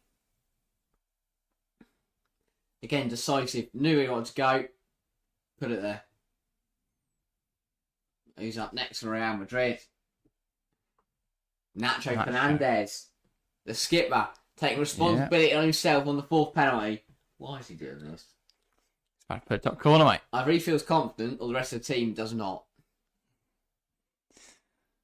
Nacho Fernandez from 12 yards. Steps up. Well finished. 3-2 Madrid. 3-2 Real. That's the game now for City then. Yes, it is a must-score situation. An early sudden death. Yeah, great penalty. Yeah, it's one of the 3 blokes going like this one. The goal hasn't put him off. Even if it goes in, it's score to win for Real. It's Ederson. Ederson on the 5th penalty. Oh my god. Wow. Bizarre shootout. What is this penalty shootout? Ederson steps up. Oh, it's a good penalty. Good Buries it bottom corner. Well, this is it then for Real. Score, and they are through. So Ederson from scoring a penalty. Great penalty, to be fair. Yeah. Lunin goes the right way. He can't quite get down to the bottom corner. And it'll be Ederson. Who is it for Real Madrid? Antonio Rudiger. So, this is either going top corner or out of the Etihad. Or through Ederson. It's going through the net. Tony Rudiger from 12 yards to see Real Madrid into the Champions League semi-finals. Deep breath from the German. Steps up. Scores! Real Madrid are through. Rudiger with the winning penalty. They had to go to penalties, but Madrid have done it. And pandemonium at the Etihad as elation kicks in. And Real Madrid throwing themselves on top of each other. Ancelotti, graceful as always, goes over and shakes the hand of Pep Guardiola. Manchester City are out. English sides, none of them in the semi-finals. Your Champions League semi-finals in 2 weeks' time will be PSG versus Borussia Dortmund and Real Madrid versus FC Bayern Munich. City out, Arsenal out. What a night of Champions League action. Absolutely incredible. We will crown a new Champions League winner. Look at that this from year. Jude Bellingham. Incredible. Absolutely incredible. Fair play to Real Madrid. 2 incredible games these two sides gave us. Penalties of the lottery at the end of the day. Commiserations to City. They played really well. But what a moment for Real Madrid. They, for me now, are the favourites in this competition. And they know that. 2 huge semi-finals coming up. Look what it means to the players. The holders are out. The holders are out at the quarter-final stage. Who saw that coming? Yeah. But, I mean, poor penalties all round. It's pot luck at the end of the day. But that, as you say, no English sides in it. And that, that's massive. Says a lot. People say Premier League's best league in the world. Maybe not. Maybe not. Can't beat Real Madrid. No, they can't. Antonio Rudiger, what a penalty. Bang. Off the post. Of course. Posted it. Great penalty. Fair enough to Lunin. Some big saves in there. Yeah. Huge saves. Wow. What a night. What a night. I thought Modric's opening pen we were in for a City win, but there we go. Henry says agreed. Sleep well, gents. Nick Nack says C must be gutted indeed. We will sleep well. We've just crossed over 3 hours Yes. now. What a game. Going to sleep forever. But we'll be back live on Saturday. If you are a fan of the women's game, we're live over on that channel for the Champions League semi-final between Barcelona and Chelsea, the first leg of that one. Couldn't be more excited. In the afternoon on Saturday, we're live on here for Manchester City versus Chelsea in the FA Cup semi-final. And then on Sunday, back on the channel, Man United versus Tottenham. Loads of streams this weekend. Very excited for them. We've got more Prem coming next weekend. Yeah. Very, very excited. So yes, join us for all of it. We are back, as I say, on Saturday, so join us there. Look out for our predictions on Friday, and if you haven't watched today's video yet about the Premier League title race, go over and give that a watch. But that's everything for us today. Thank you guys very, very much for watching, and we'll see you next time.